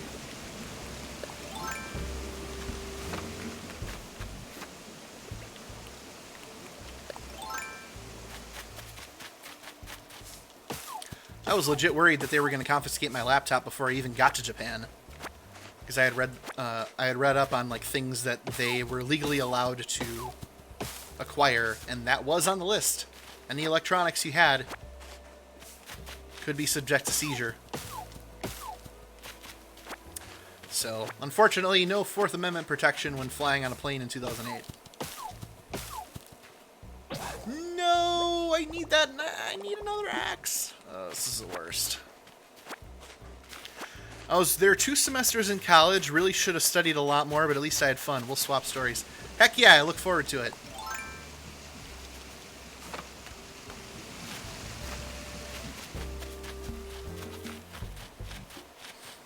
You know, like, and Jason can attest to this, how eye-opening it is to go to another completely different country and see not only how people live, how people walk, talk, and behave, but also like the commerce side of things.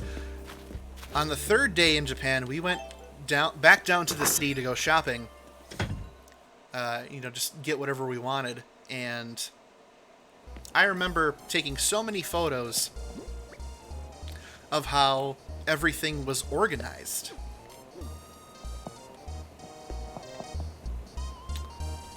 What do I need for a good axe? Tree branch, stone, and wood. I think I don't have any stones. Okay, yeah, I don't. That's wild. Most people take electronic devices. It would be ridiculous not to. It's insane they could take a whole They could take a whole laptop for no reason. It wasn't no reason. It was like if they suspected you of having something that you shouldn't. So, of course, me with my absolutely legitimate iTunes library in 2008 of, you know, music by the Beatles and Cream and Coheed and Cambria and the Pillows, you know, never would make anybody sweat. Not once. Not in 2008. Not before streaming music was a thing. No, never.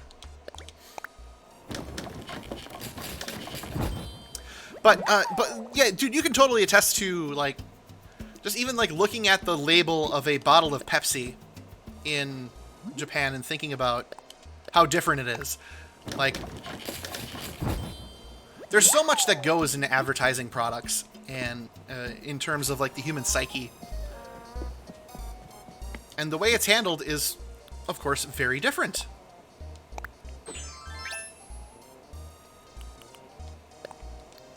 Over there. I was taking pictures of everything. Like, hang on, let me... Now that I know where they are in my photo album...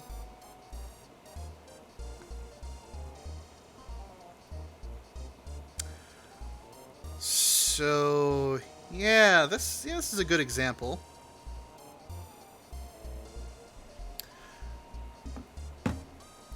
Hang on, we're gonna get a little creative here with the stream for a hot minute. Because now that I know that my good buddy Jason's here, he can attest to this. Let me get to my photo library. Bum bum ba-dum bum ba-dum bum bum bum bum ba-dum bum bum bum.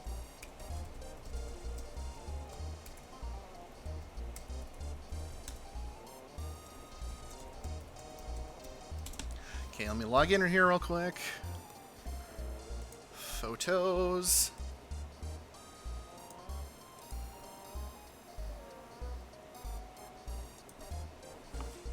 There we go. Go to my albums.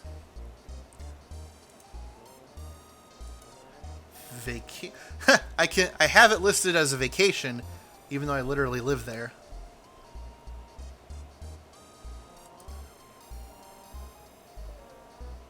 Okay, so as an example, let me see if I can include this as a source. I saw so many American celebrities selling so many Japanese products. Cameron Diaz sells cell phones for SoftBank in Japan. It's wild. Tommy Lee Jones, he does he does Boss Coffee, doesn't he? Angelina Jolie, Tom Cruise, yeah. 2 months vacay. Yeah, Cameron Diaz, I saw a lot of her shilling the SoftBank phone. And because they were like the first cell phone carrier in Japan to support the iPhone, which would have been the 3G at that point coming out. That would have been the second iPhone. Okay, bear with me for just a second. Tommy Lee Jones did have great Boss commercials, and for the record, for everybody in the chat, Boss Coffee is the best coffee you can get out of an aluminum can. Straight up. Best coffee ever. Absolutely love it. Browser source? No. I want to... window capture. Here we go. We're just going to add it. It's going to be the photos. Let's see if this works at all. Forgive me if it doesn't. It doesn't! Oh, you... Ugh, the absolute audacity of iCloud to encrypt that. Okay. Alright, let me get it out of here. Utterly useless. Well, that's okay. I can show you a better photo.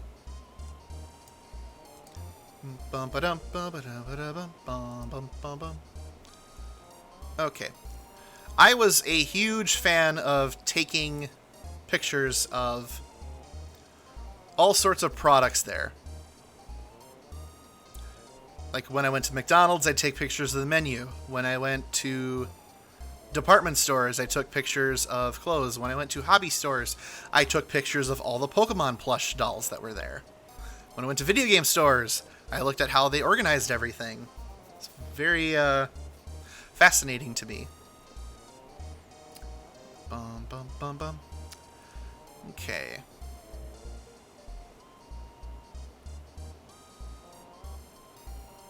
I'm going to give myself one more minute to find this, and if I don't, then I'm going to get back into Animal Crossing, because I do want to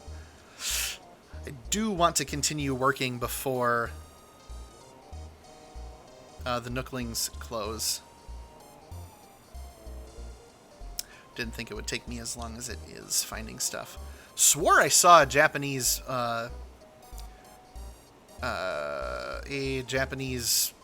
giant Japanese beetle one time, but I in fact did not. Thank goodness. Those things are scary. They're freaking huge. Get to enjoy this nice little ragtime music in the meantime. Bum bum ba-dum.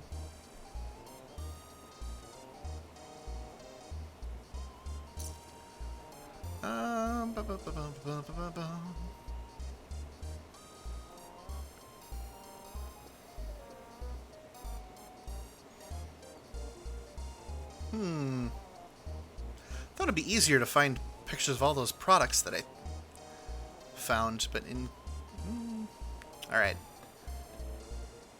Yeah, this might do. No, I can do one better. I've been talking this stuff up. I'm going to follow through. Okay, here we go. Yeah, there, that's... that. To quote Stewie Griffin, that's the good stuff. Let me make sure this is good. Oh, no, that's... Wow, that is a picture for ants. Alright, yeah. Yeah! Here we go. Here we go.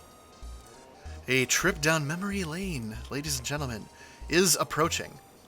Yeah, let's do... I'm going to show 3 photos.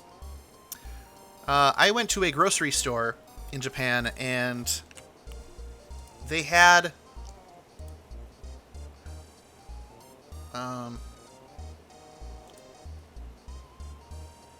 Oh, darn it, really? Couldn't download network issue. Really?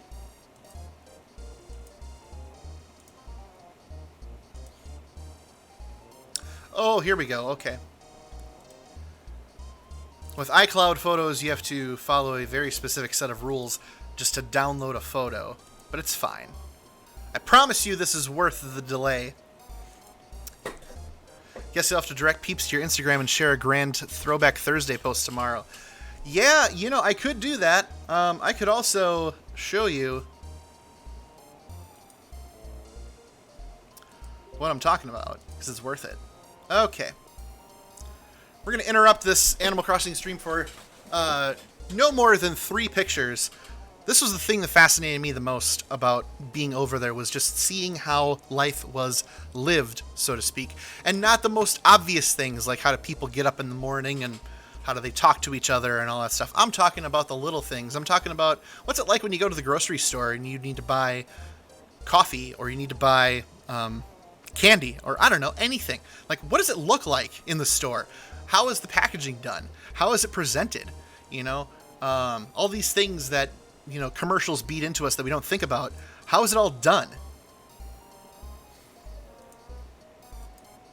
And so I went to a place that was a grocery store slash that also had an American import market.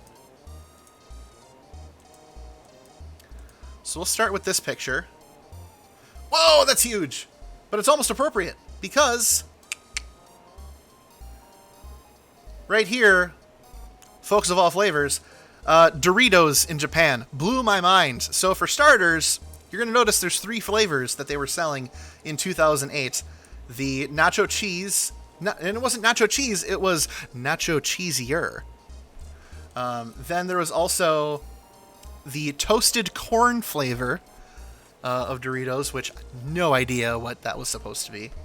And also taco Doritos, which at the time were not in the United States. This was like that brief lull where they didn't sell them here, and then they brought them back using the retro style packaging. So, and as you can see, the price in yen was 310 per bag of Doritos. Now, you just divide by 100, and that's how many dollars and cents it was. So these bags of Doritos were $3.10. Also, you could get Funyuns in Japan, so score. So, Jason, I'll try to rustle up my photo album as well. Chunk of the pics are from Japan. Heck yeah. You think it tastes like a corn chip, like a Frito? Okay. I could get that. Alright, so let me make sure I'm not destroying my stream here. Because I am. Oh, look at that. Look at the mess I've made. Oh my goodness.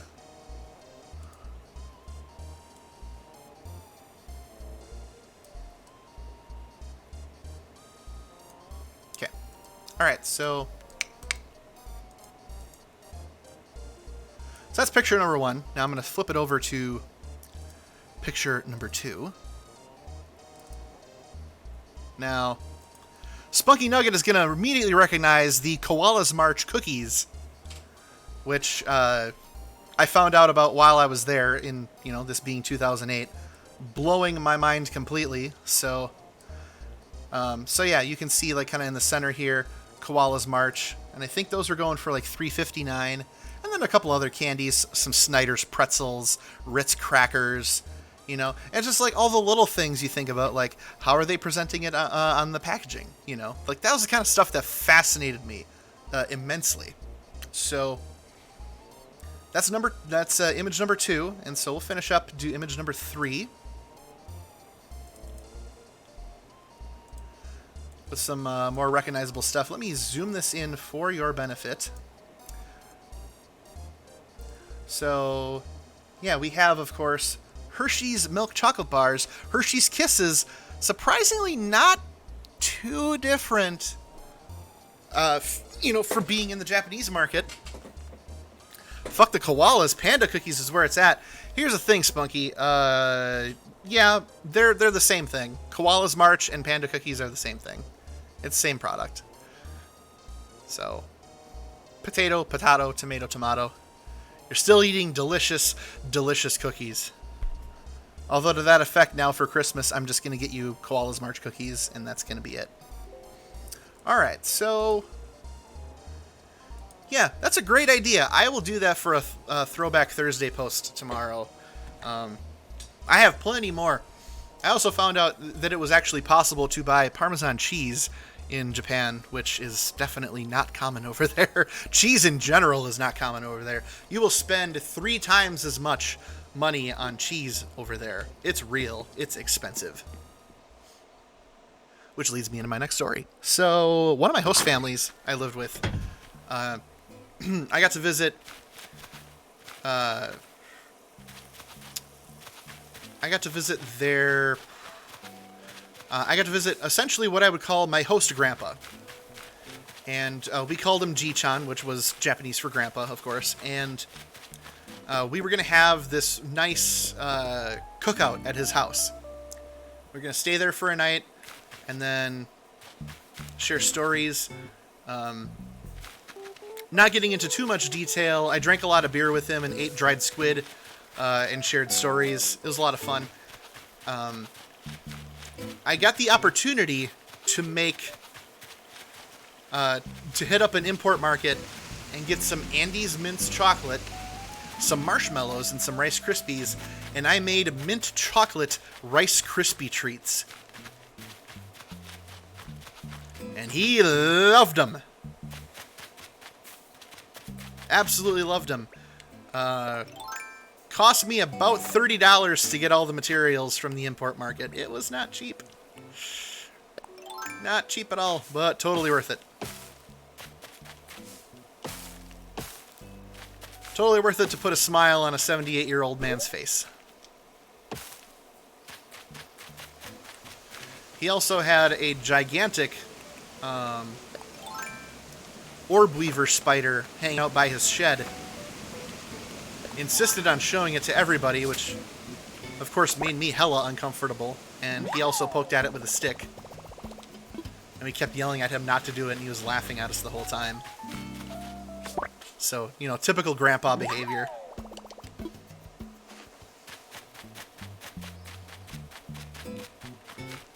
He was a good dude. He was a good dude.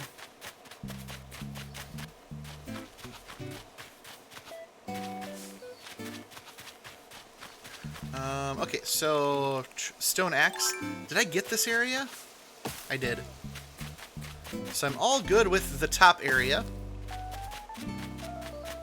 So I'll go harvest some bamboo.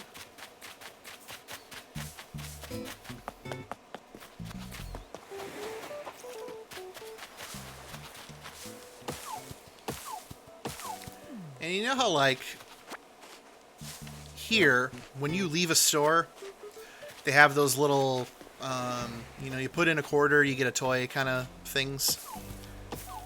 And how they used to be amazing when we were kids, and now they're kind of, they're not all that great.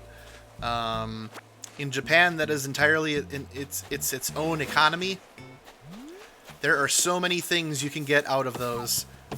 I forget what they're called, if they're called gachapons. But you'll spend upwards of $2 to $3 on these things, and there are themed gachapons for everything. Jason can attest to that for sure. So naturally, being the big One Piece nerd that I am, I would look out for all the One Piece stuff that were gachapons. And I managed to get a Soge King keychain that I still have with me to this day. They had stuff for Bleach, Dragon Ball, especially Pokemon. Pokemon in 2008 was, of course, as popular as it ever was over there. Dragon Ball wasn't as popular. I mean, it was still, like, you know, in the lexicon, but Dragon Ball Super hadn't come out yet, so, you know, there wasn't, like, the big revival hadn't started yet, and I think 2009 was when Dragon Ball Kai came out. So that was still... It was like, just like the calm before the storm of, hey, Dragon Ball, 30-year anniversary, let's go.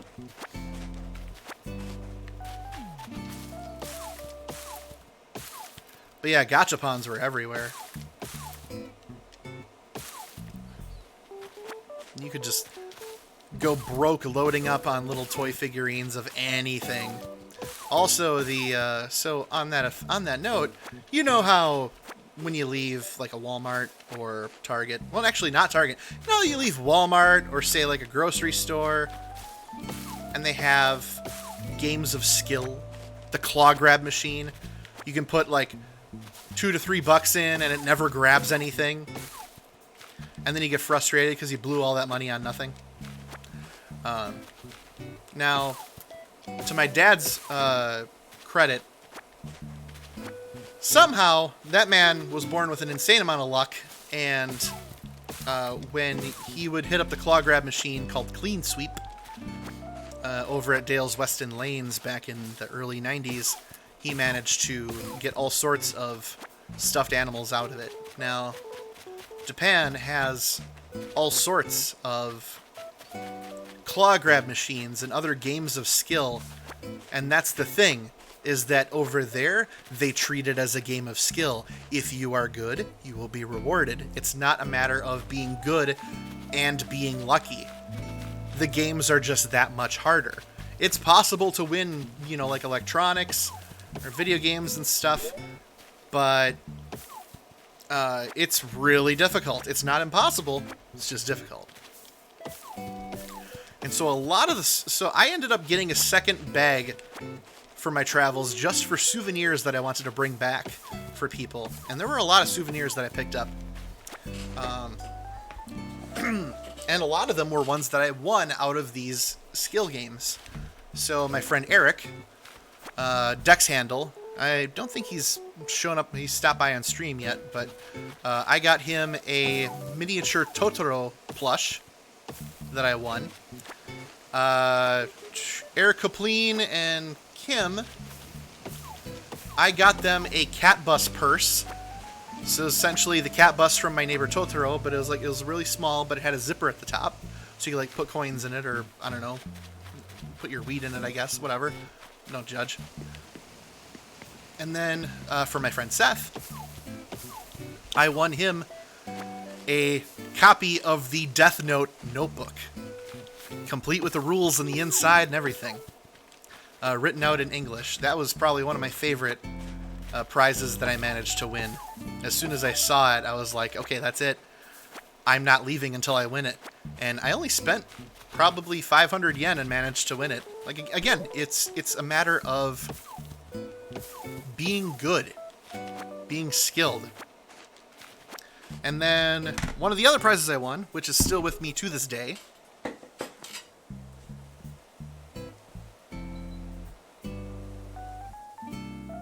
I was so ecstatic when I found a game of skill that featured a character from One Piece as a prize. And anybody who's been to my apartment has seen this, but let me move my camera over here real quick to show this off, if you haven't seen it before. I won a plush of Tony Chopper from One Piece, and there were a few of them. I asked for a different one, and the staff told me I could not have a different one, so I stuck it out with this one. They'll do plushes based on certain moments within the show, and in this case, this was when Chopper found out that he finally had a wanted poster, but he was only worth 50 berries, which is essentially $50 for his bounty. So, of course, he is naturally quite upset. And I still have everything that came with him. So there was an original string that he was hanging on to. Now, let me bring it down here for the benefit of the camera. And then there's also, I think he was also hanging on, he was actually primarily hanging on this blue ring. And then there's a little piece from, I don't remember looking at this all too much. Oh, because it's actually sealed. I never honestly looked at the inside. Holy cow. So this is made by Ban Presto in 2008. This was made in Indonesia. And wow, I'm actually like kind of surprised. I never actually looked at this before. Okay, so I'm looking, let me show you what I'm looking at. I'm looking at this little paper here. So it's got Chopper on the front here. And on the inside, I don't know if this will show off too well on the stream, God, I hope so. But there's two different plushes.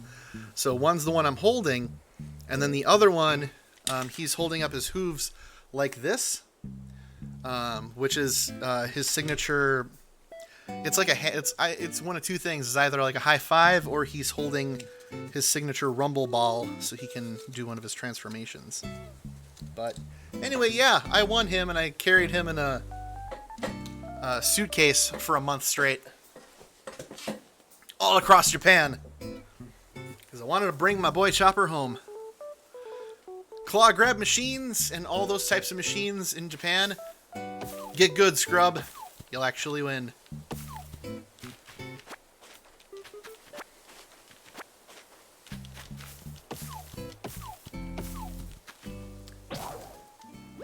How many of these axes do I need? I might as well just make like 10 of them.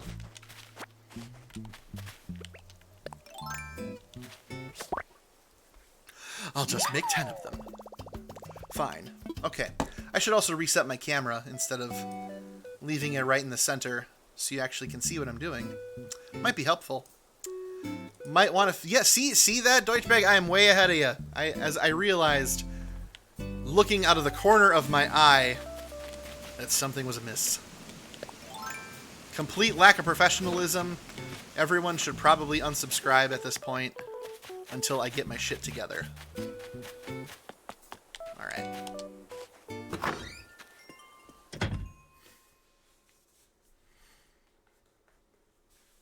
Yes, Spunky Nugget. What's up? Your face. Way ahead, but also behind because, you know, streaming. Ah.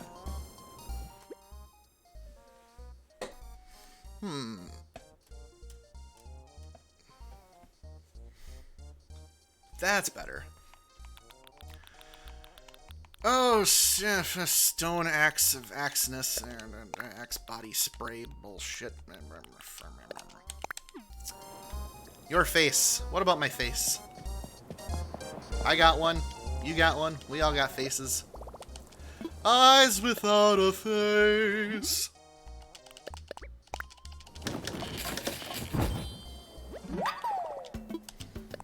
Actually, this ragtime music is making me think of like a cover for that.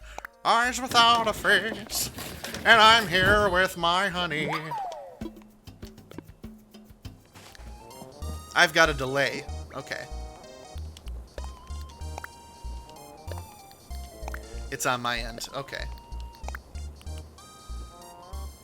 Yeah, my streaming has been... I am so happy about this. My streaming has been absolutely consistent as of late. I used to just used to constantly wrestle with producing a good bandwidth respective to my infrastructure.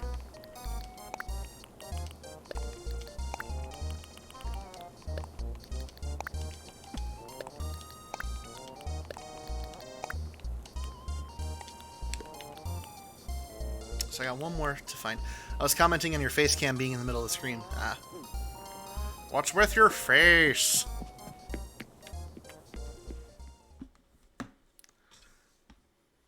Rick Berman. Fuck you, Rick. What's with all these Ricks?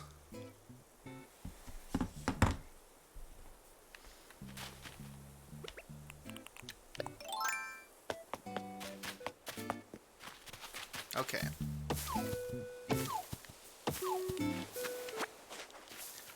Scott here.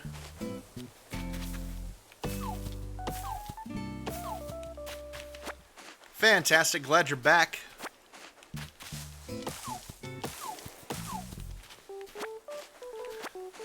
Just harvesting wood and occasionally pausing the action to show off pictures of my time in Japan.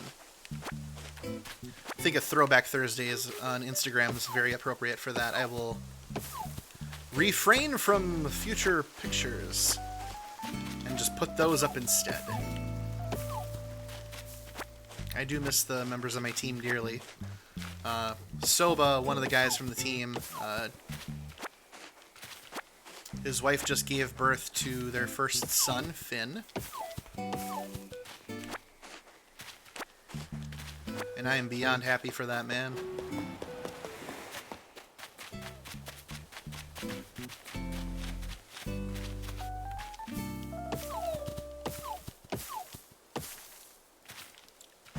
Leaf egg. Anything else? Nothing? Nothing.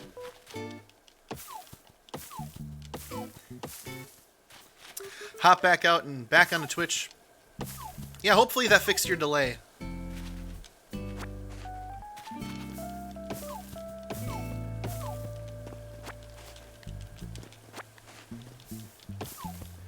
That would be swell.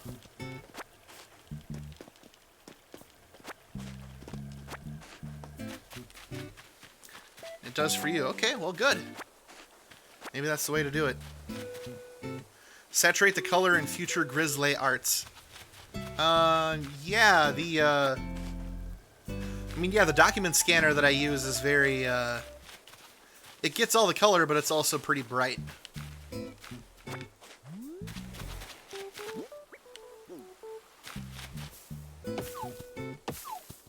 He's a winter bear.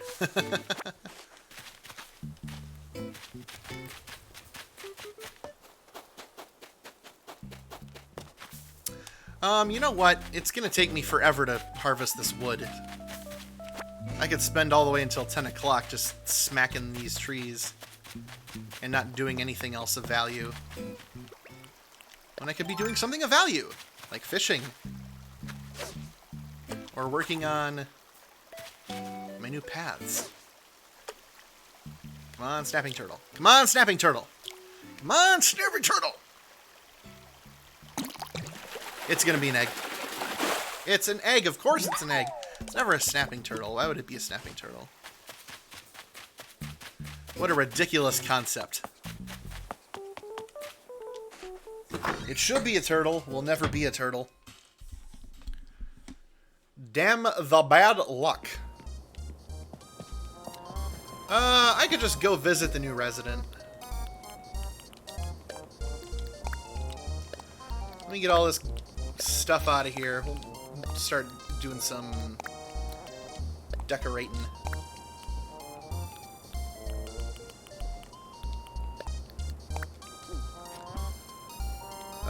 Okay, so DIY, I need to know how to make the things that I want to make outside.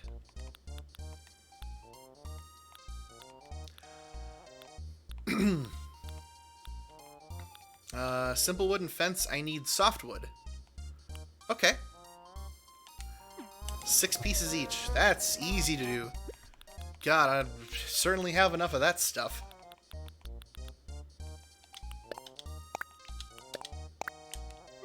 Okay, so I'm gonna make softwood, then with simple wooden fences.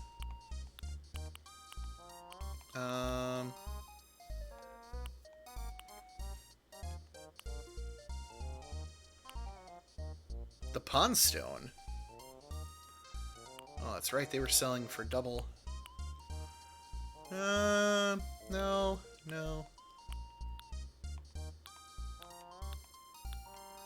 I want to get fencing down today.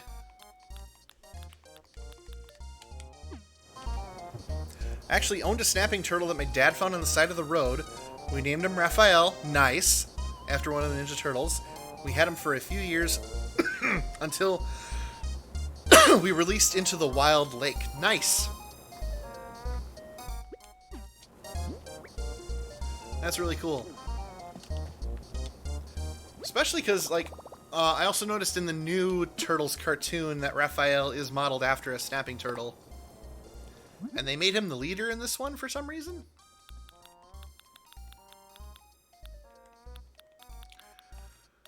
Okay.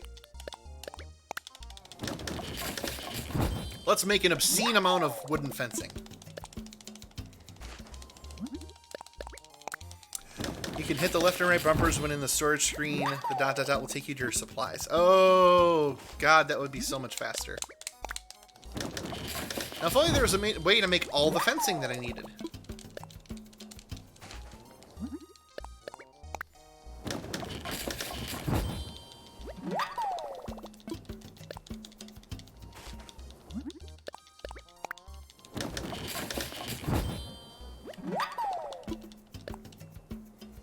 Hard agree. Yep.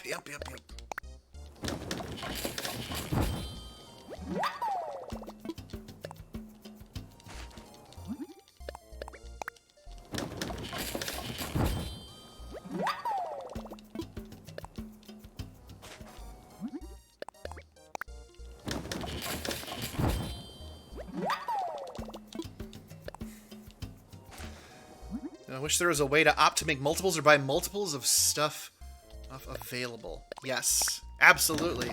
That would be great. I'd be so down for that.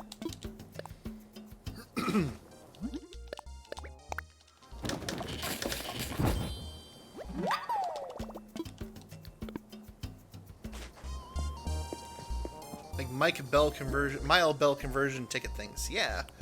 Hey, I think 100 pieces of wooden fencing is gonna do it.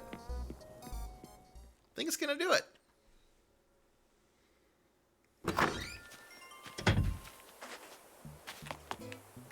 All right. I don my wizard hat and my business shirt and my track pants and my pleather daddy face mask.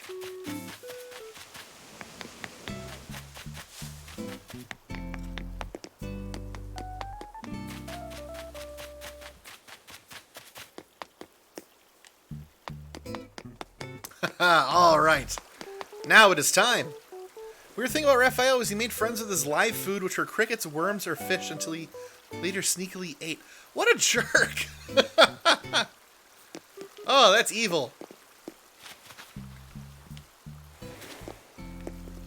Here's what I'm thinking.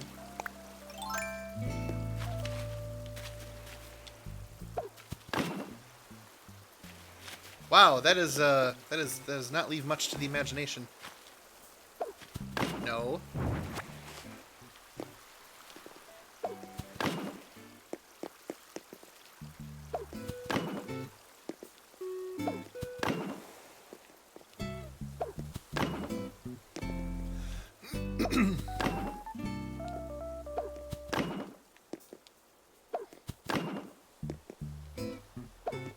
Whoa! No, no, no. No, thank you. Where does this actually... Do I need to, like, have it go here? Ugh, that's even worse. Hang on, maybe it's not the worst.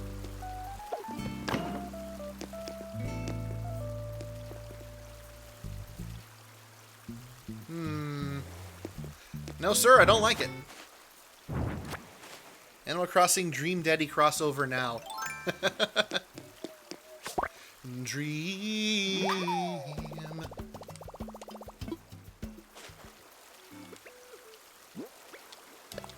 Alright, back to fencing.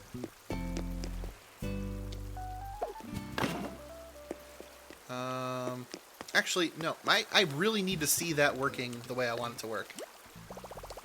Yes! Start construction! Oh yeah, I'm not leaving it on the sidewalk, but I want the sidewalk to be better than what it is.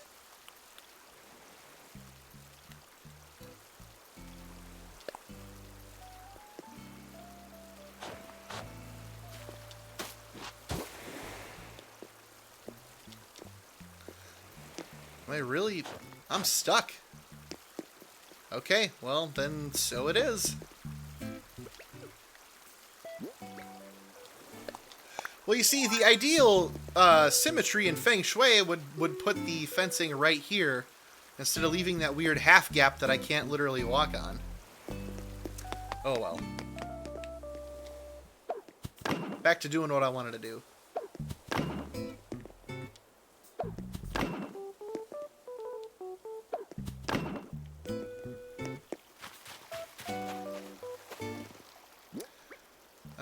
I think...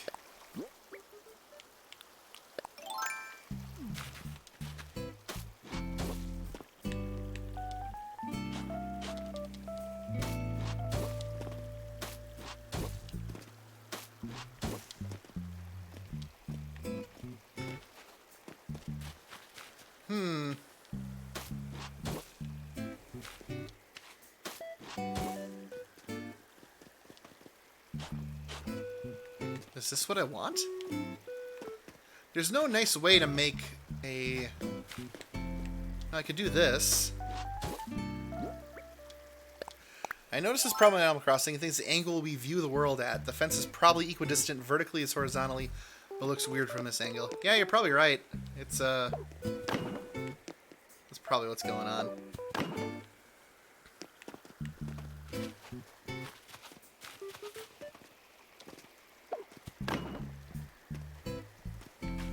So I was thinking of putting flowers all along here. I'm essentially giving Camo Frog his own yard with his beachfront property. Oh, hey. Hey, hey, hey, hey! Oh, up yours, slingshot. Literally the worst.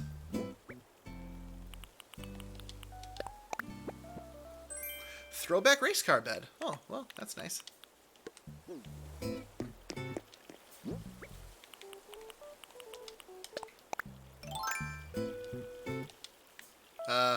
Hey, put a fence here. I said put a fence. Not there. He's like, no. I'm not putting anything here. No, no, no, no, no. That's as much as you get. You can walk here, but you can't do diddly with it.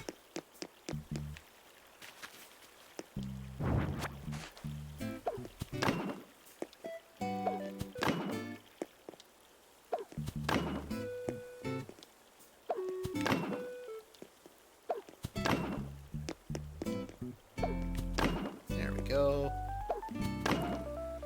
Can I mirror the cobblestone path just to the north?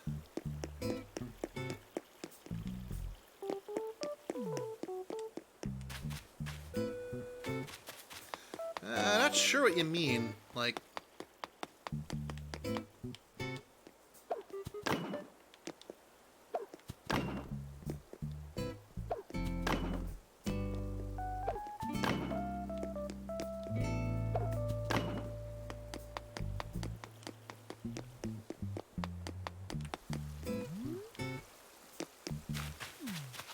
I did want to put fencing all along here, though.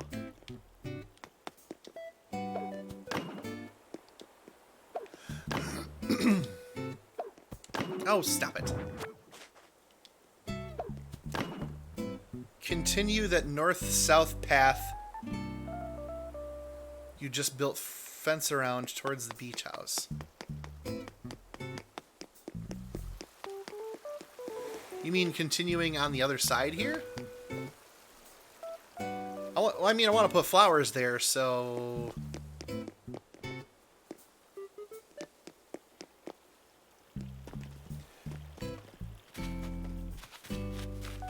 Yeah, I want to put flowers all along here. Oh, Lord, no. Uh-oh. I'm hearing some disapproval. The delay.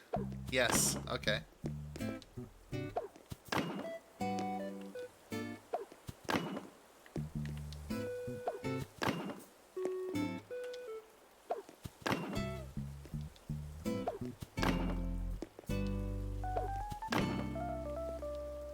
Okay.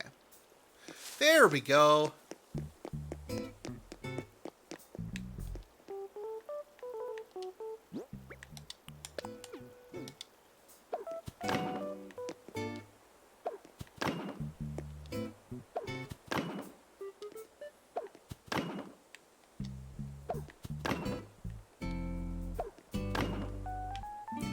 Where it intersects the east-west path that connects to the bridge. Oh, I follow.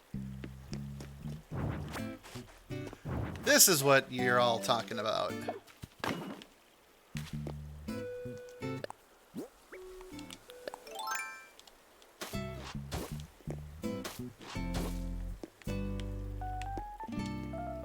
Hey, no, no, no, no, no, no.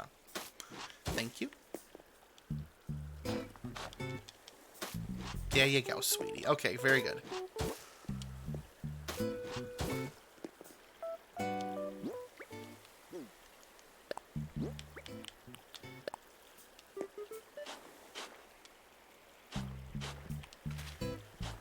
Okay, I mean, nothing's gonna go there, but...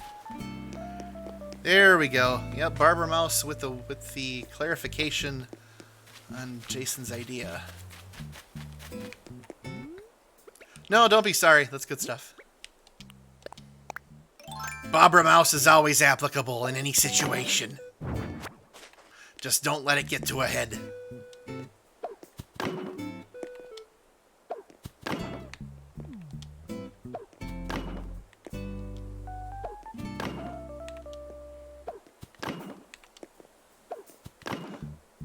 The more I think about it, the more it sounds like Grunkle Stan if he was an old ant.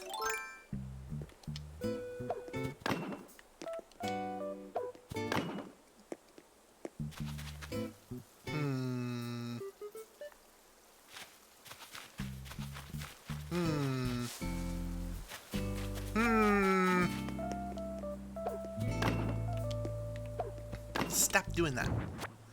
Not allowed.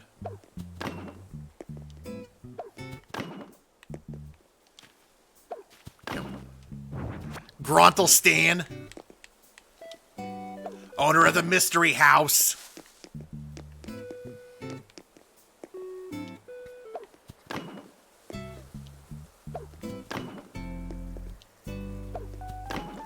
So, yeah, that's gotta all change. My aesthetic must change. Oh, look at that! A balloon I can't take down. Oh, well!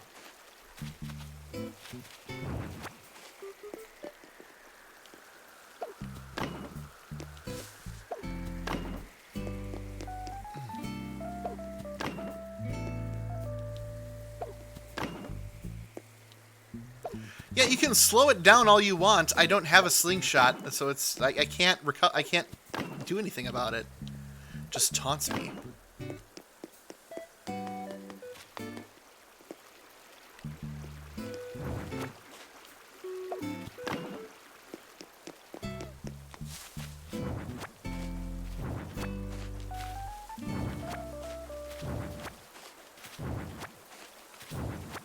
There we go.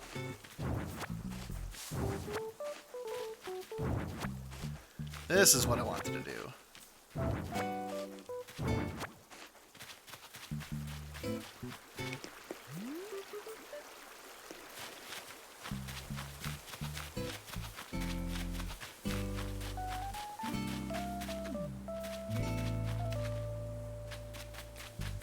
Yeah, that's what I was thinking. I was thinking of making it into a park.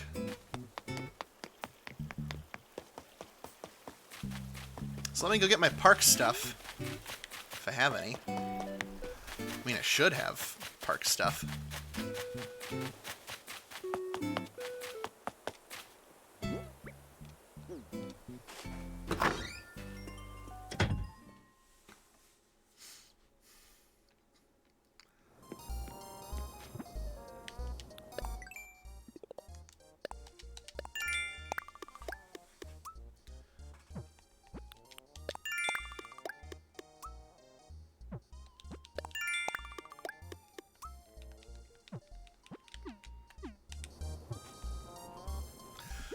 Okay, let's review. What do I have? What do I have that I can utilize? No.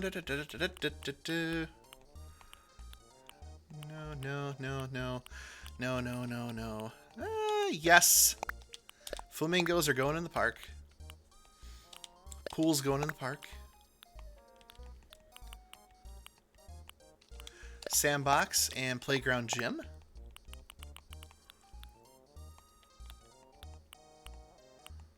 Fragrance? No. Toy box? Heck yeah. No.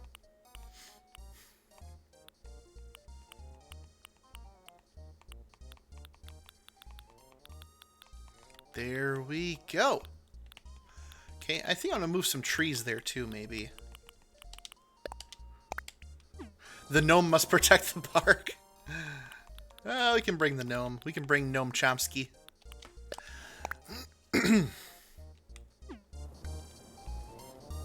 Actually, we're going to bring the hula girl with, too. The hula doll.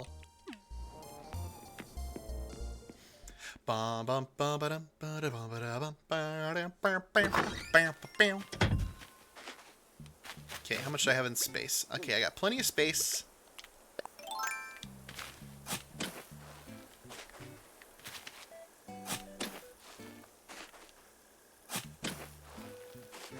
The gnome must protect the park. The hula girl must protect the gnome. Very good. I agree with all of this. From a broken heart. Oh my god. That's great.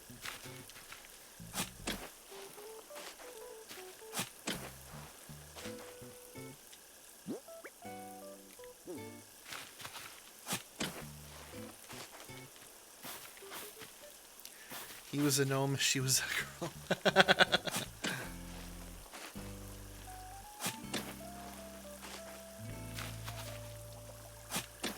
Can that make it any more obvious?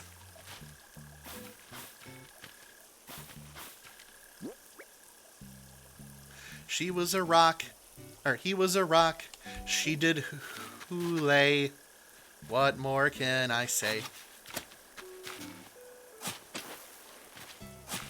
Hey, stop digging holes. Holy crap, Riri! 39 tarantulas? That's insane! Wow! Oh, I am jealous. Flick comes, what, once a week, I think? But he sells at, like, what, 150%?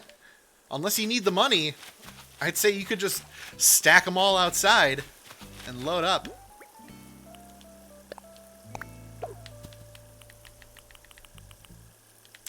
Let's go drop off the wisps to Mr. Scaredy Pants over here.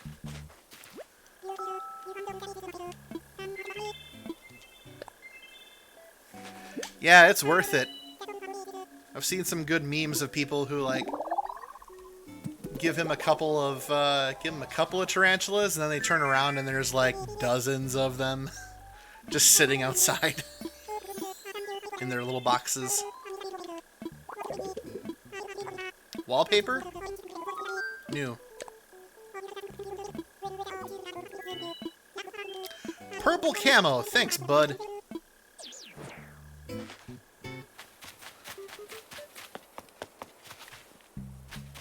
just gonna leave that stuff out here. I want to take all these with me.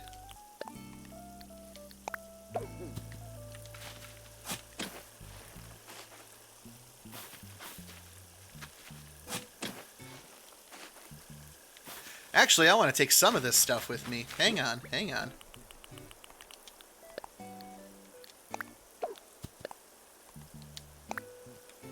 There. We're going to take that, and we're going to take this. Noodle Slide stays at my house, though. Noodle Slide is cool. So it's based off something that happened in real life.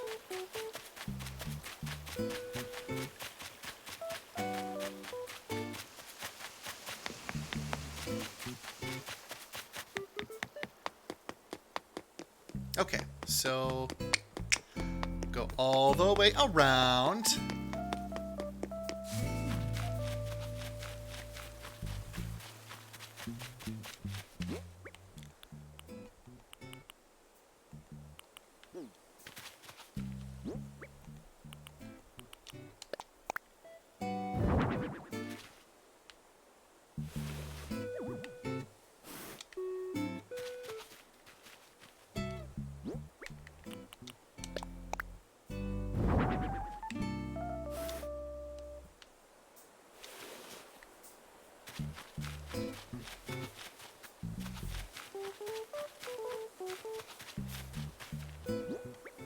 Now kiss.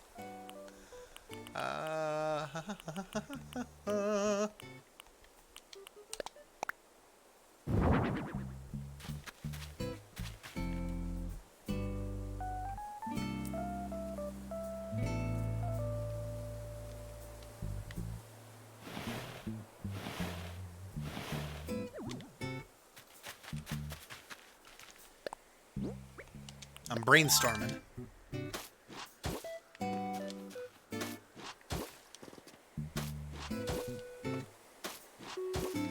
Taunt me all you want. I don't have anything for you.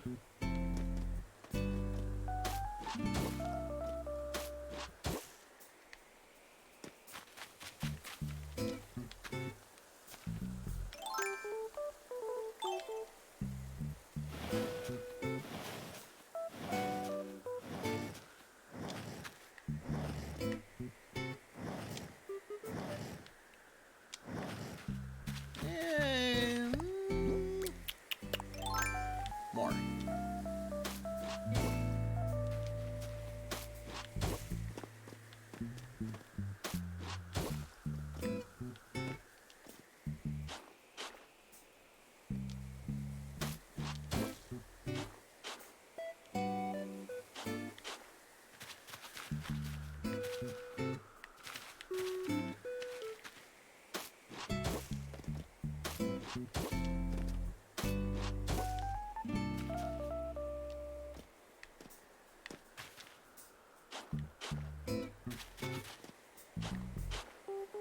Like that. And then...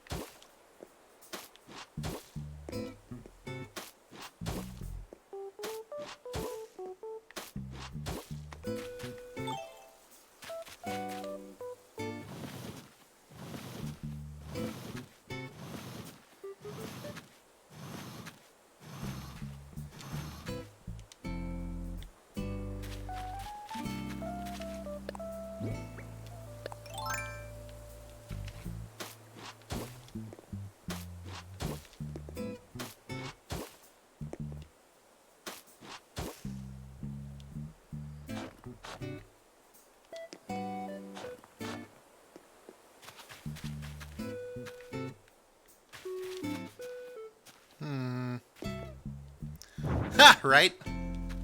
Let me, buff these edges here.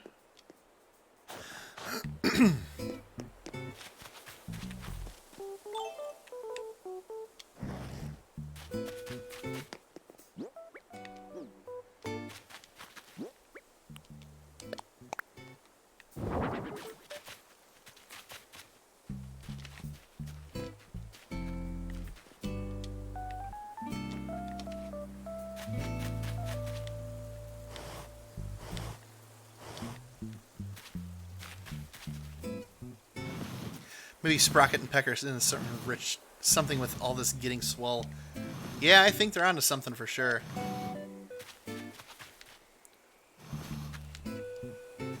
There we go.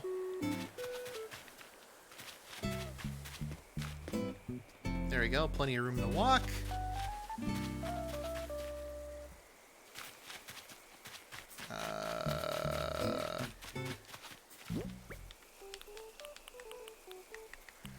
Tire toy, sandbox. Okay. There's no room to put anything here. How big is this thing? Oh, that's a big sandbox.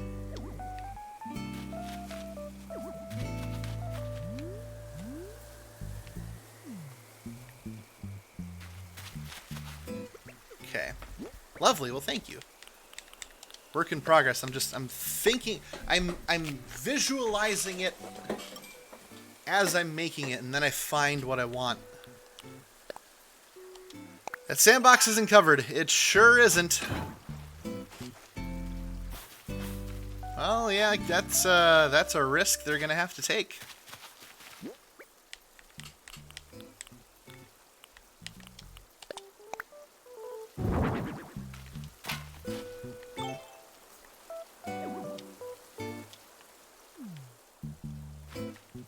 No.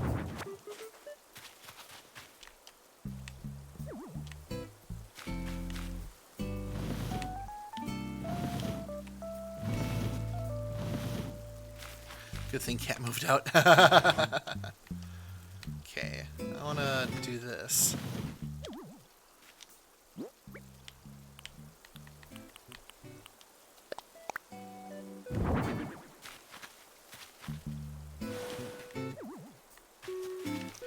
I mean, maybe that's why she left.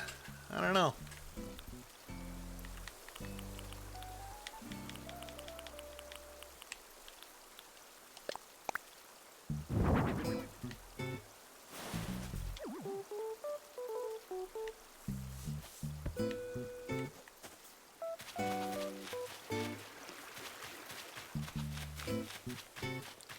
Move their house to a cat toilet.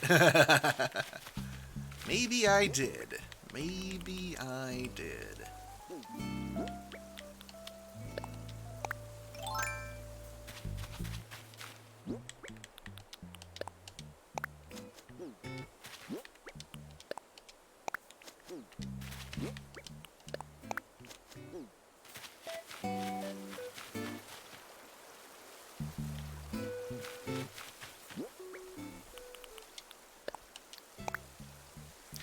Oh, yeah, no need to apologize. I think I referred to cat as he a couple of times before I finally caught the pronoun, so. Nothing to feel bad or guilty about, it happens. Alright, so the garden gnome.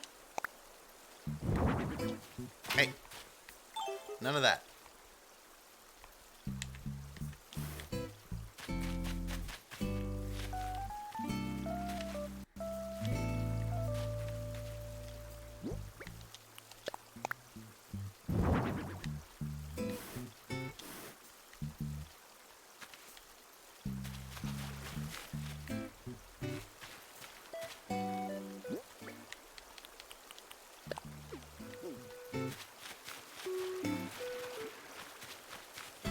I feel like this whole area should get moved to the center.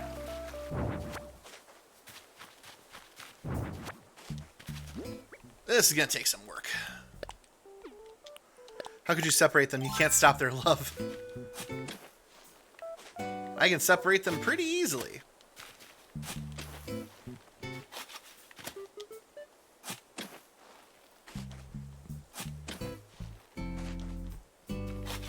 Just watch me, I'll do it again.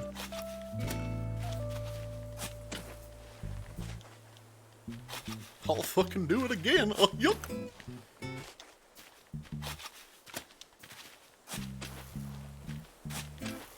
Okay, so here's an idea. Let's stop digging holes where there aren't flowers.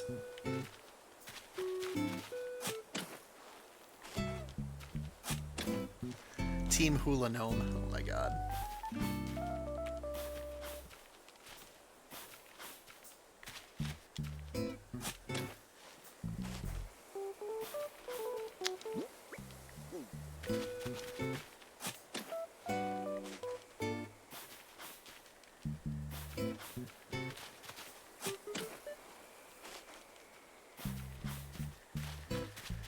So, oh, you know what? Here's what I'm thinking.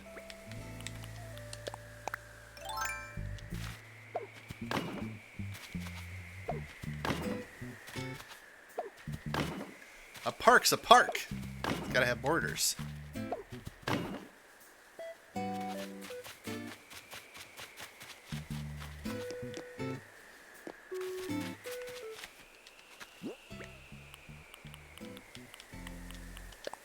I'm sensing your first Teespring merch.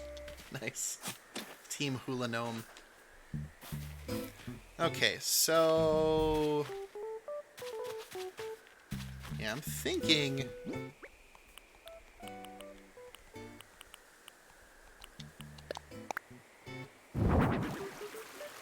it's gotta go right there, smack dab in the center.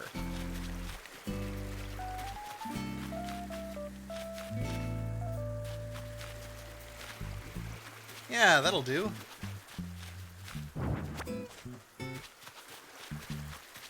And then...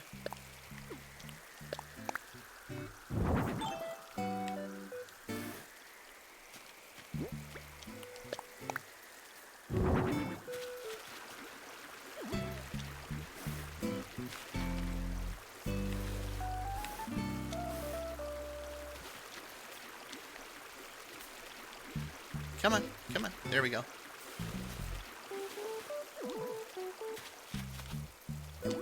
There. And then...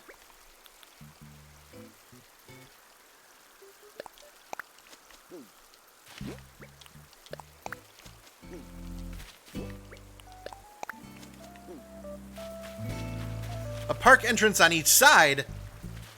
Madness. Impossible. I'd have to move more things. A themed quad in each corner.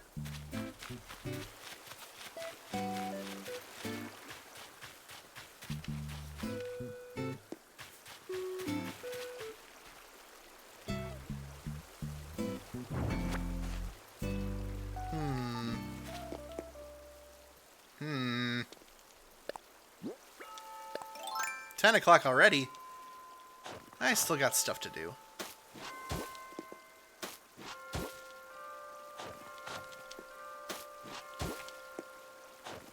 Hey, stop it.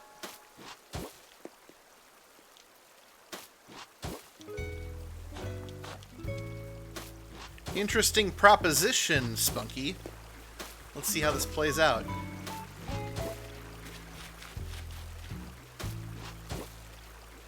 Provided I can stop being a derp.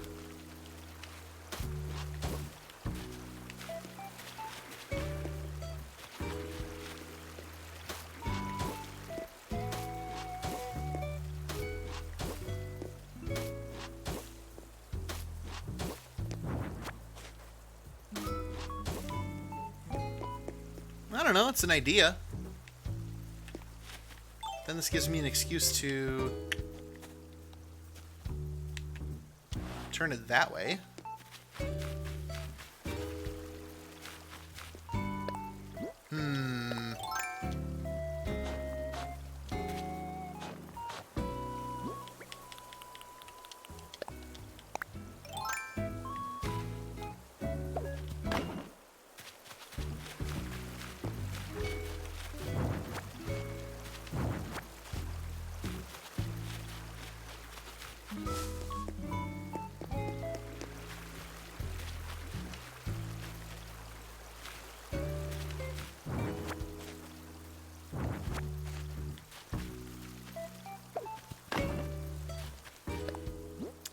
Yes, yes, my puppet mini Disneyland park.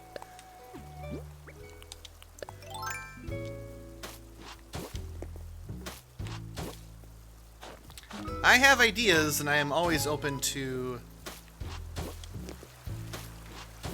seeing what else works.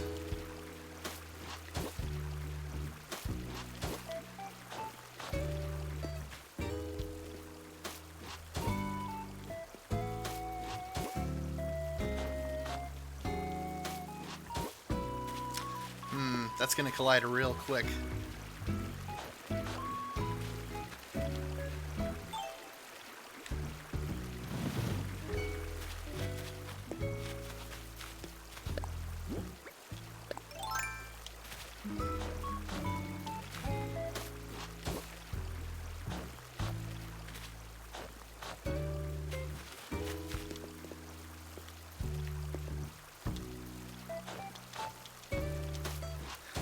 bathtub. Yes. Okay.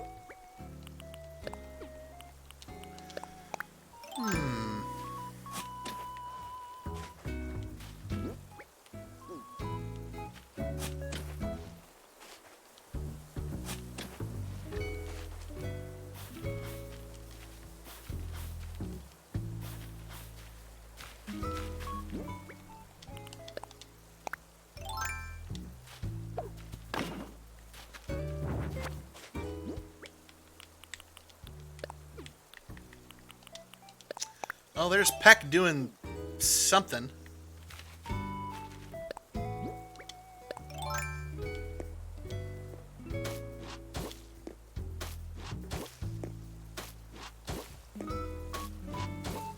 There we go. That's better. That's better.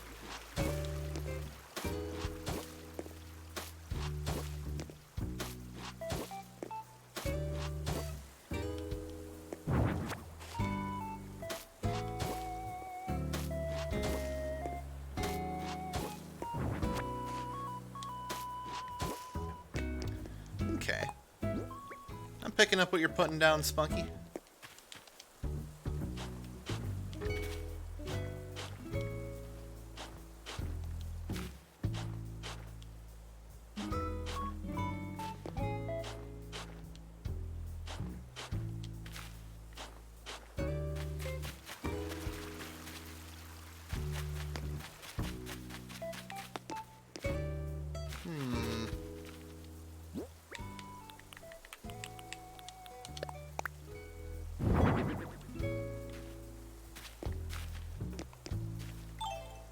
And then...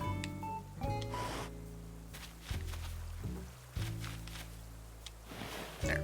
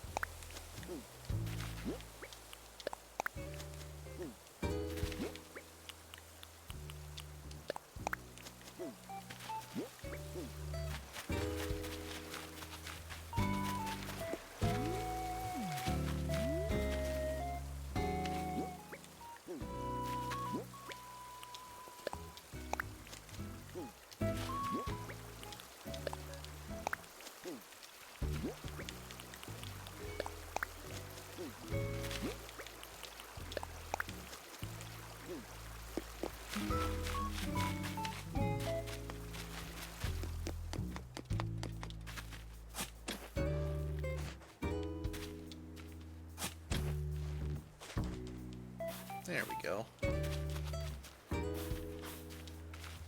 Hey.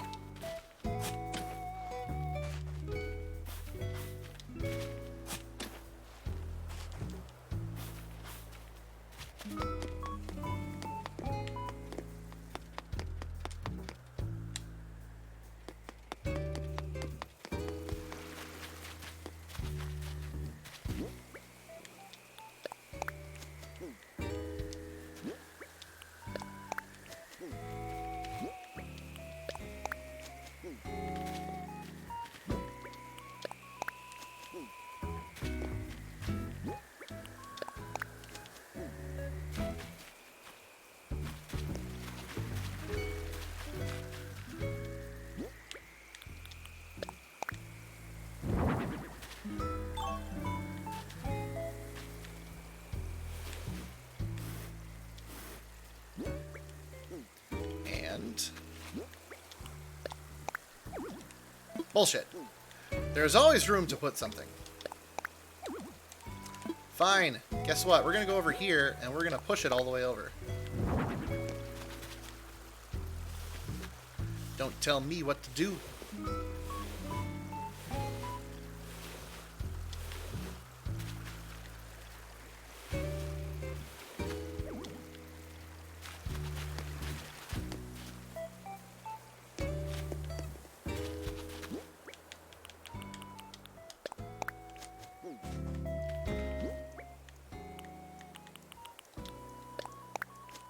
There's always room for love, that's right. Bum, ba-dum, ba-dum, bum.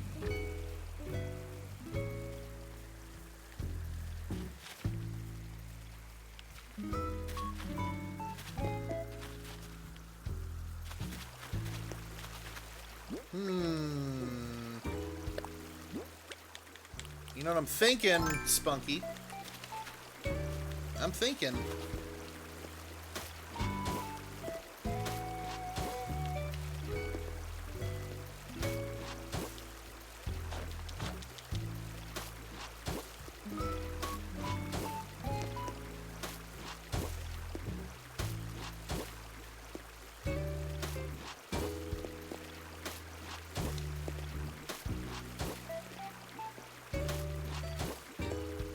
I was thinking of doing this. It wasn't an open-ended quest. It was more of a look at the thing I'm about to do.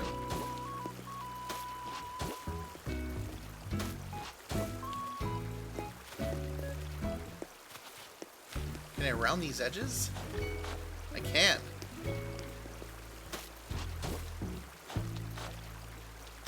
Oh, hey, no. There we go.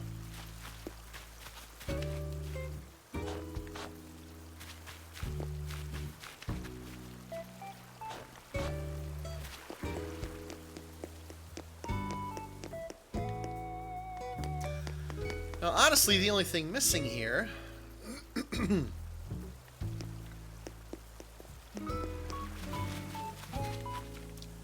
is fencing. 1, 2, 3, 4, 5, 6.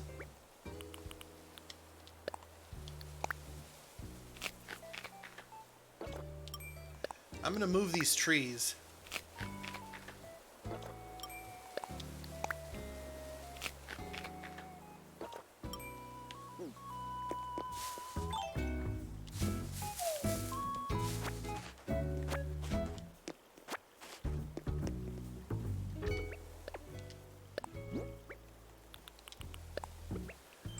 Alright. Then I'll eat 3 more peaches. Not sure how I'm eating it through that pleather mask, but I'm making it happen.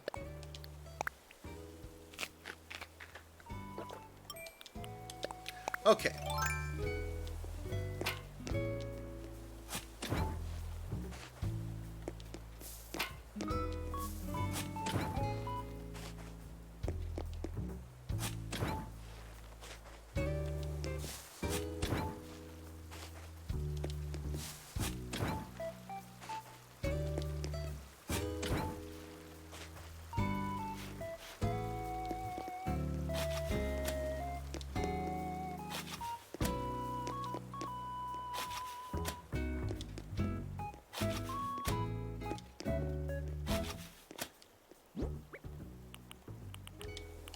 Okay, then we do this.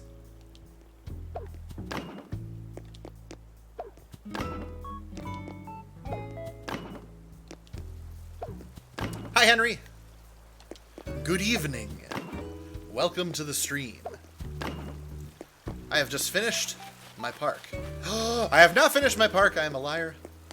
A dirty, dirty liar. Unsubscribe now. To save yourself. You need truth in your life.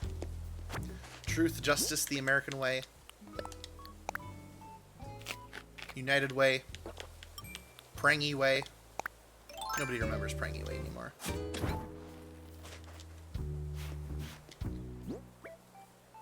Let me know in the chat if you remember Prangiway. Bet you don't. There we go. Now, that's much better. Oh, look at that. I'm already getting bugs.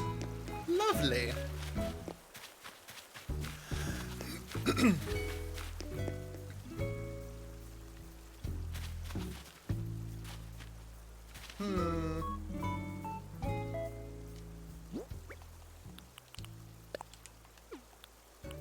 Never forget.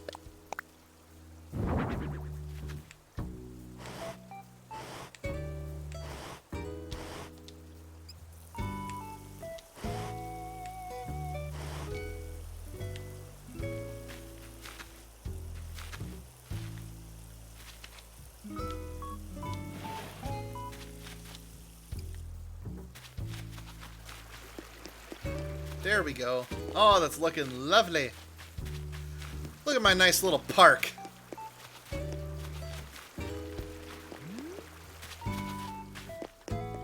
That I keep saying is done, but it's not. All these trees, it's all unclean.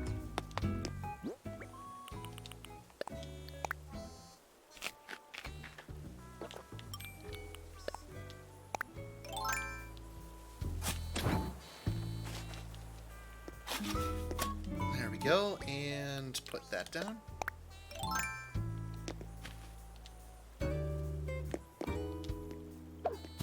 There. Now there shouldn't be any more trees. It should just be a park.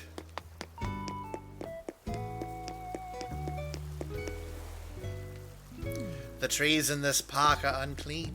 We must cleanse them of their impurities. Yes. Impurities.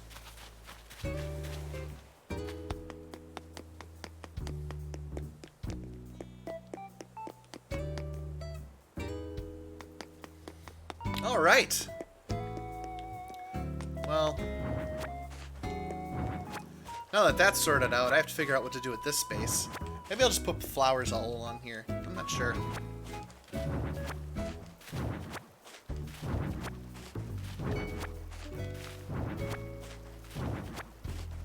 Impurities. I still kind of like that.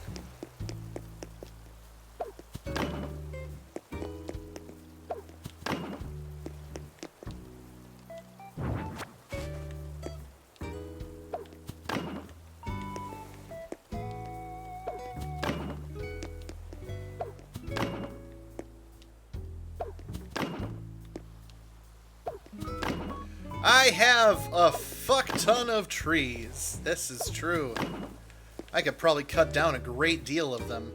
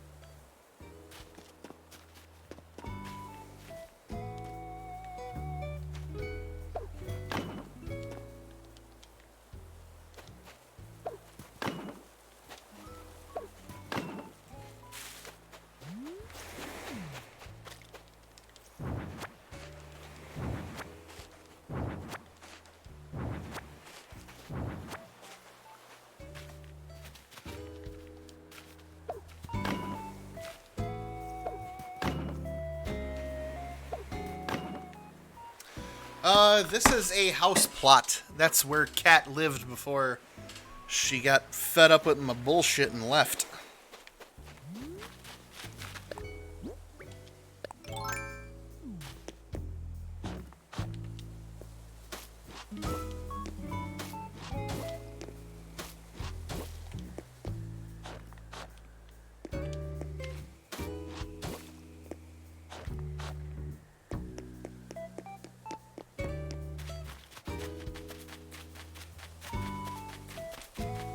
I have so many trees.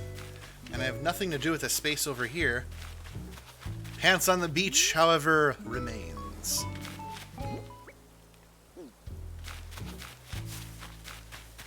As it forever shall be.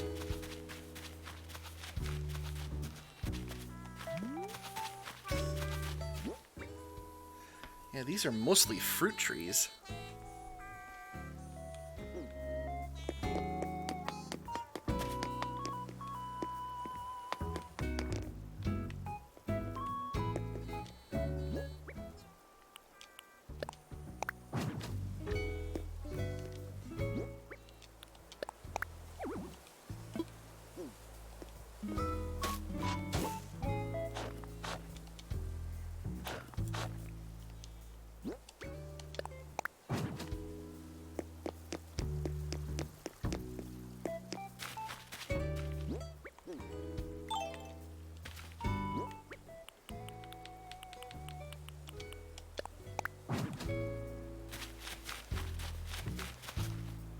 I don't think I can put anything here. Nope. An attempt was made and met with utter failure.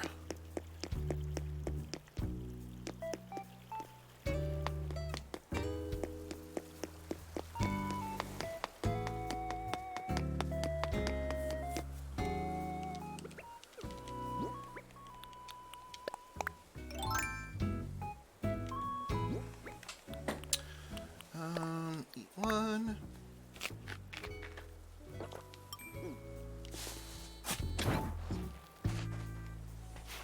There we go.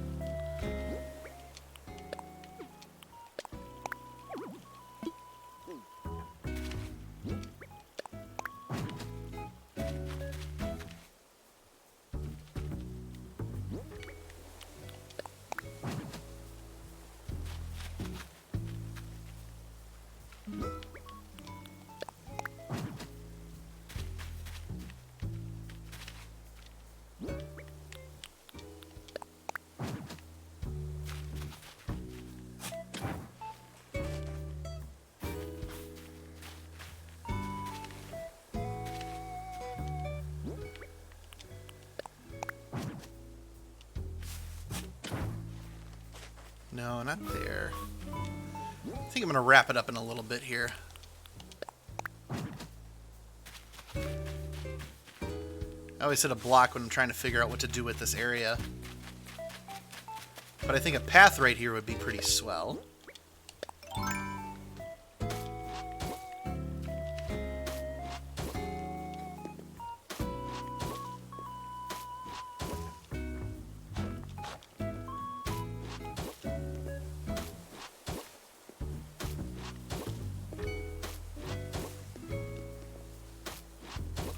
So let me plan this out instead of doing all the grunt work before.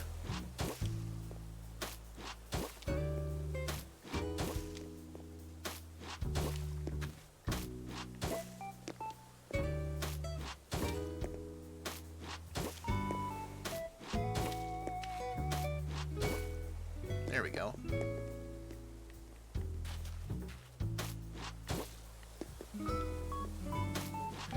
Your path isn't lined up with your bridge.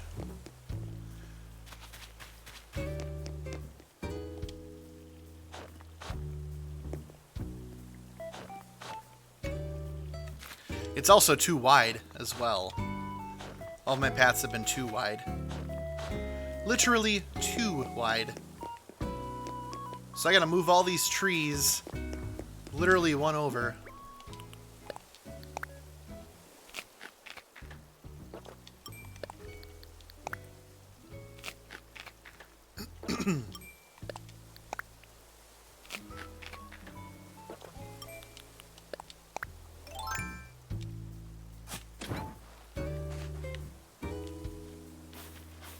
Because I want to put it right here. That's better. One spot. One fruit, one spot.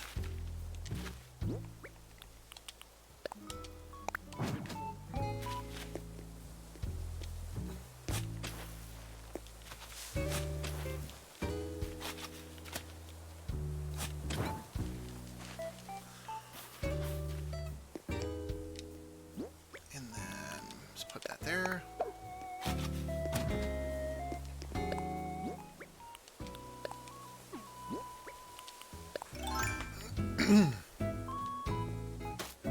Yeah.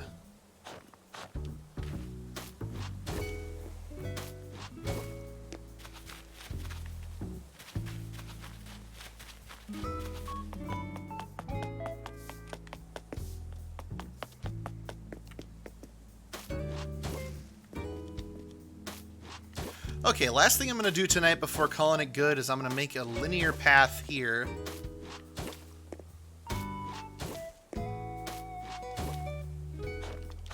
Provided I stop undoing my own work. Go right through.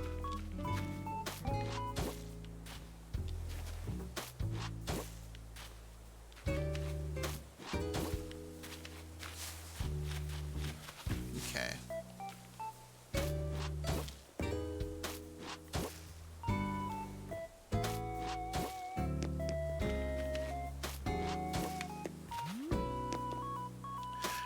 No! It's gonna go right here.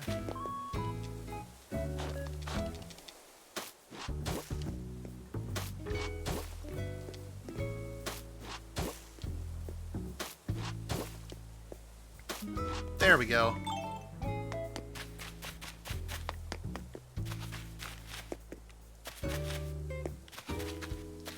And then it'll go here. And then all the way up there. And then that'll match up just fine with the bridge. Yeah. That'll do nicely. With respect to Sprocket's house. I can finish planting trees along here. What I want to do is I want to get all the fruit trees in one area. I want to make another area out of this here. Maybe someone's house. And then I want to make this all my orchard. Just put all my fruit up here. I think that'd be a good idea. I'm doing great. The strangest thing's been happening. Sometimes when you hit rocks, an egg comes out. Oh, don't I know it. Alright. Yes. Okay, I think that's enough for one day. So, calling it a night. Thank you, Spunky Nugget, my Riri, Chris is the sexiest man alive, Seth Support, Deutschbag, and I think that's everybody that stopped by. So thank you all for hanging out with me, talking with me tonight, hearing all the Japan stories. I will be back tomorrow. We're going to resume Super Mario RPG for a couple hours. And so, yeah, 3 things as always. Keep it crispy, watch for